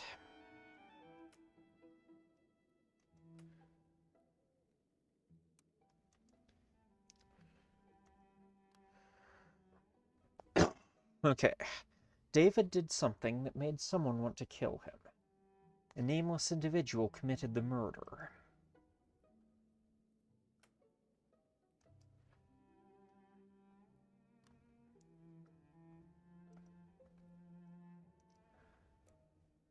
What motive? The method of David Landau's murder remains obscure, but I don't believe for a minute that it was through the stomach drugs. David provoked a nameless individual somehow, though I don't yet know how. For some reason, a nameless individual somehow got the poison, or whatever it was, to David, but it's not clear how. That leaves a lot of questions. I don't know who did it or how. I can ask around, but such a broad line of inquiry may be less fruitful than a more precise one would be.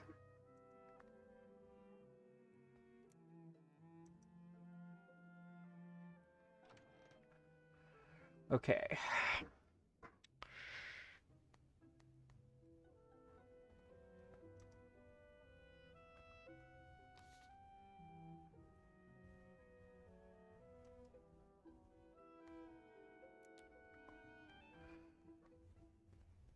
Dressed like this, I can sneak over to the Hulk without Harjeet and visit Archie on my own.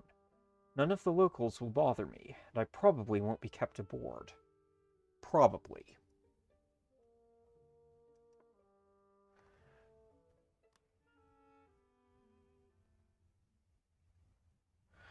You're taking a risk coming here without our jeet. If you don't watch out, they'll pack you up in the ungulate beside me. And then where will we be? Do you mind if I ask you a few questions about David's murder? Anything that might help you to clear my name, ask away. Was he upset with you about the illness, or you with him? I did what I could, and he knew I did. What was out of my power, he knew was beyond me. He did say it was the Neath to blame. The food and the air weren't good for him, he said. Do we know it was murder? David Landau was already sickly. If he hadn't been ill, he wouldn't have needed your services in the first place. His illness was not the sort to kill a man. It was not more than a complaint of the digestion. It should not have ended his life, certainly not all of a sudden.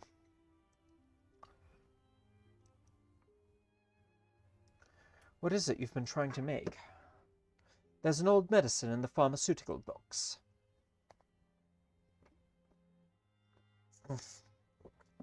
Venetian treacle was its common name, Theriac mithridatium to those who had some teaching.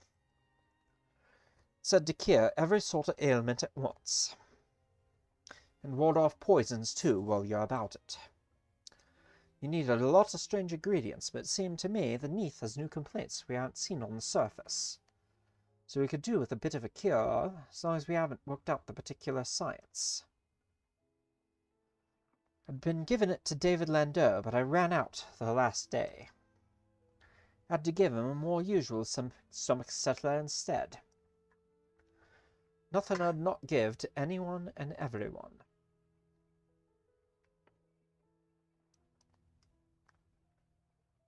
If you didn't do the murder, why might someone do it?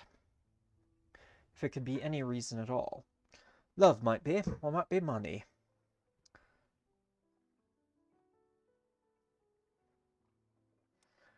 What type of poison was it?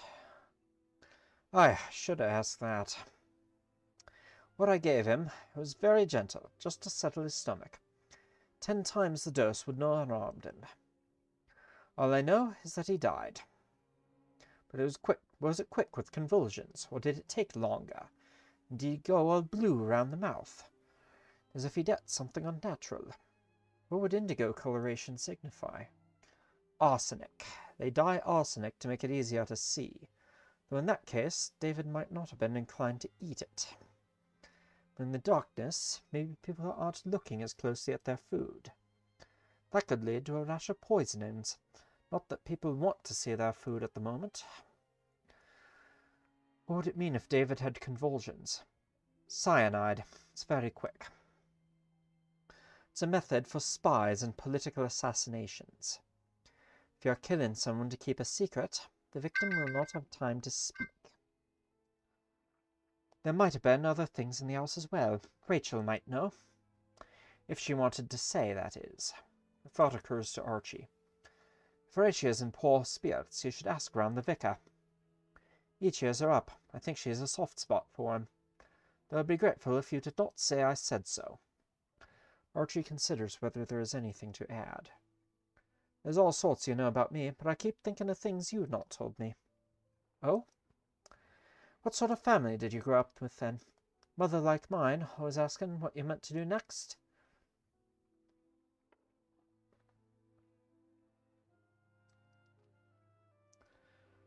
They were kind, but they're gone now.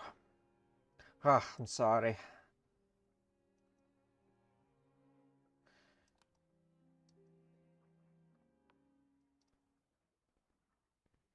It isn't long until dinner is served.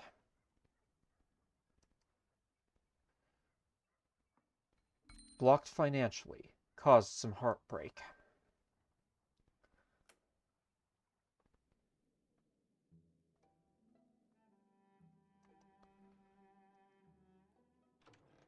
Go down to supper.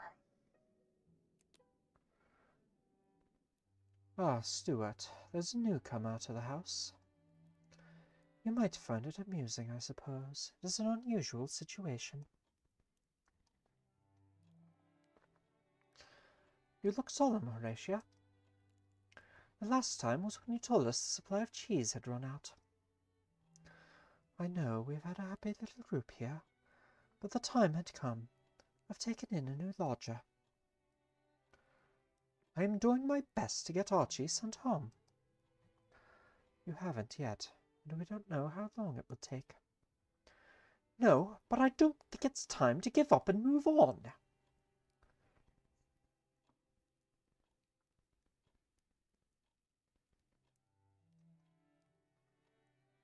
How delightful. I'm sure we'll enjoy having new conversation at the table. As to that, I'm not sure yet whether he'll join us at supper. He does not eat. You should also know he's a clay man, he calls it. Looks like a statue, but he's polite. And clothed before you get any notions.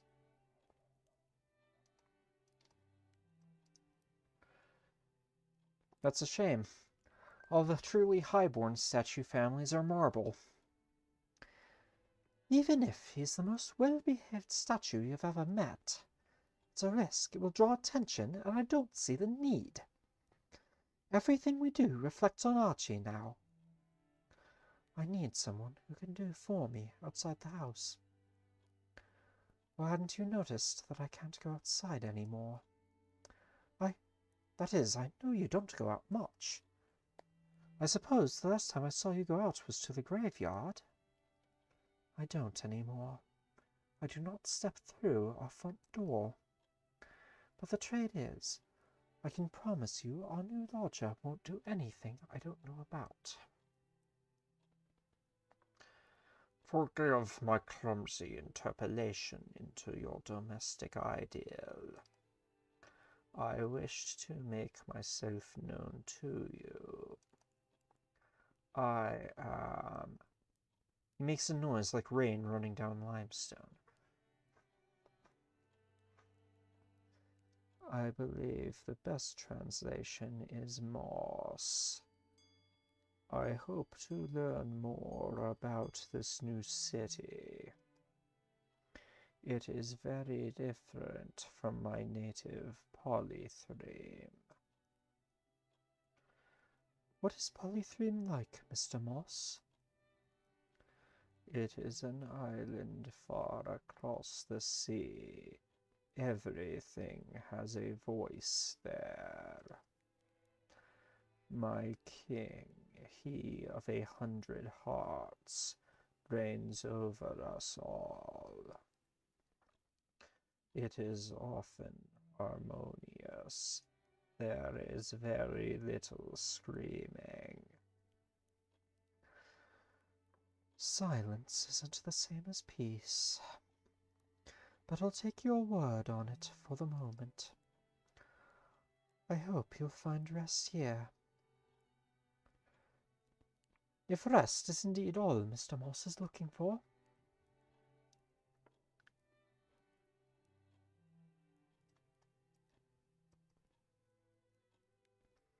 Glad to meet you, especially if you mean to help our hostess. I have received some guidance on her requirements. No doubt there will be more. What motivates a clayman to reside in a boarding house in the first instance? I assume you neither eat nor sleep. The accommodations would seem to be of little value to you. Griselda. No, it is an honest question. This seems a happy place. It makes a sound like water flowing through the spout of a gargoyle. Oh, I was not made for deceit. The king did not fashion these lips for lies. I sought a man in the previous city. I did not find him. I believe he was at odds with the Khans. The who? I have heard they call themselves masters now. They style themselves after their latest acquisition. But the man is gone, and everything has changed. I hope to find my place and my purpose once more.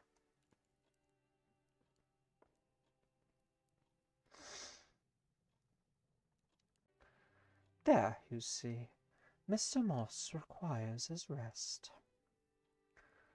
I have no wish to be a burden. In Polythreme, what the king wishes to occur, occurs. Okay. Technical problem again.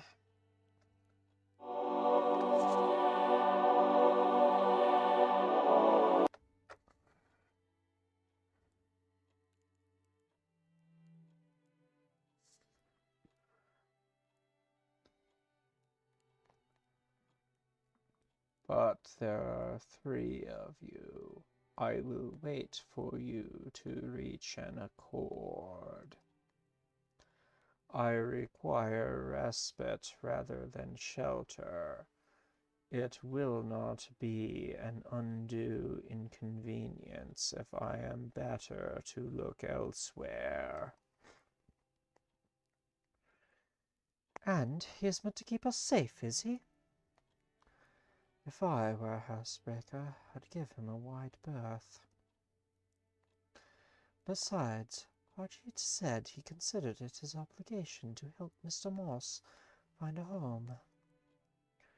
That it was a good deed to place him here. If Harjeet thinks the deed makes up for arresting Archie, I have some questions about the moral accounting. Not everyone tallies their good and bad deeds in a double-entry ledger book, Lady Griselda. Whatever the Ministry may have told you. But he's right. If we're all to rub along here, you all need to be comfortable with our new lodger.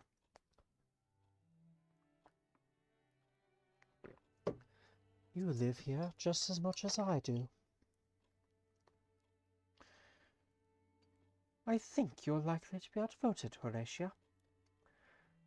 No one has a better heart than you. But we must think of Archie. We court suspicion and perhaps the master's anger. If Archie were here, I'd say different.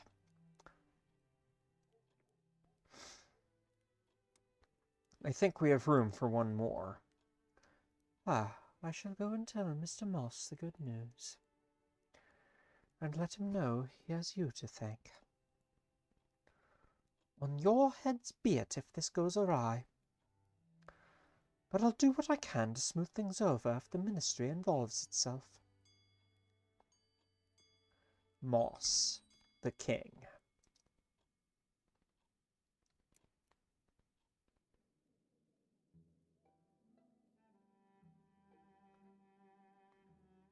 And we apparently have another event. Host a visitor before bed.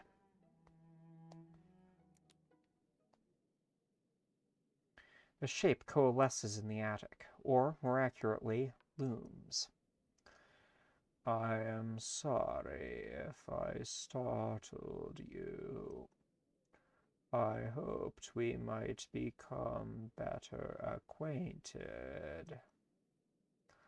And I have several questions regarding my tenancy here.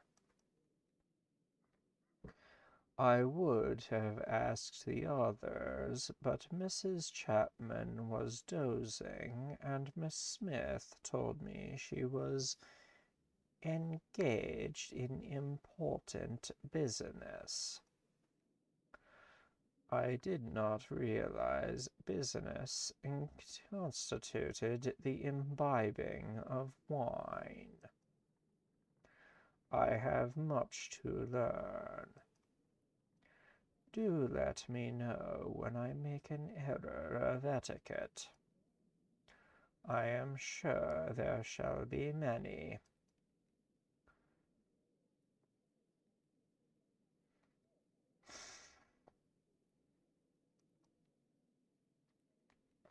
I'm glad you've made the journey. Yes, a great many stairs. In Polythreme, the arcades curve, so that one's feet ascend and descend at gentle intervals. Marble is a common resource here as well, I assume. I shall make a recommendation to Horatia. I am afraid I did have a question. In Polythreme, our king ran a hollow bronze chime to summon us when required.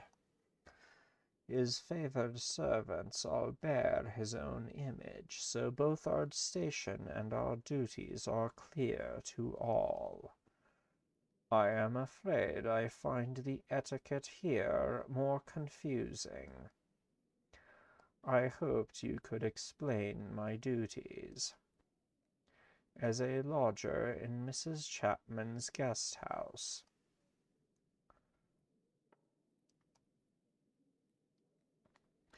Don't enter the basement. That is the most important thing. Ah, curious. Horatia warned me of this. She also warned me not to allow any of you into the basement. Oh, wait. That was him. Horatia warned me of this. She warned me She also warned me not to allow any of you into the basement. I think she thinks because I am made of stone, I can serve in such a capacity. It is not my preference, but I will do as asked. This seems in line with my expectations. I had one last question. Forgive me. But I wondered your thoughts on my behavior thus far. I hoped to be well liked here, if you could advise me.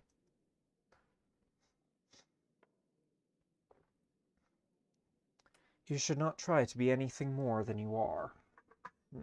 Do you mean just as I am, without reference to my king as my exemplar?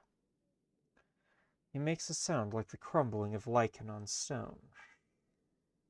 It is against what I have learnt before, but this is a new city. I must adapt.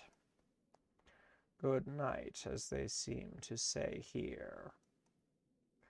A phrasing that confuses me. It is always night here.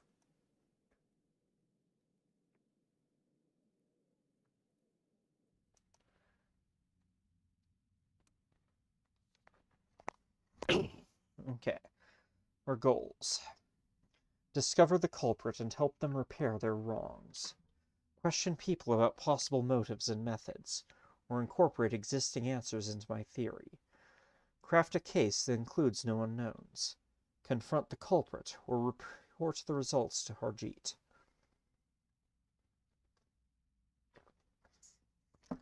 Take the amber back to Barquagen. Craft a story about Virginia's history and show her the results. Craft a plot for Rachel's next novel. Confront Pages with what I've learned about it if I have the nerve. Interview someone for census information. Delivered the filled form to Mr. Pages. Okay. Nothing new for Harjeet. Though he is now a skeptical ally and antagonist. Moss boards with Horatia. Occupation unknown. Romantic interests unknown. Day 291, Huel. Horatia introduced a potential new lodger by the name of Moss.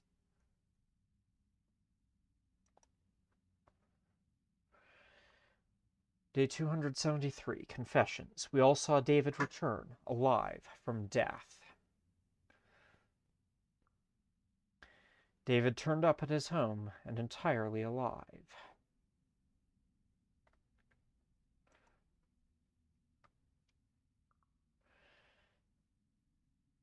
Though that doesn't seem to be mentioned in Horatia or Greece's.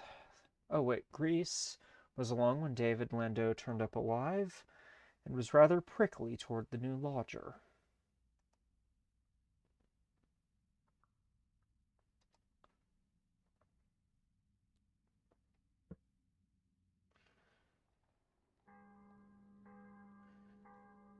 "292 days since the fall. 13 days remain in the season of Yule."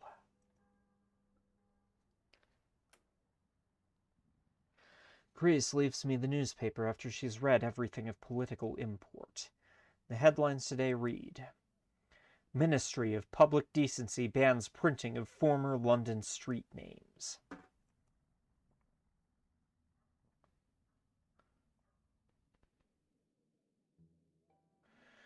And with that, I believe I will call it for tonight.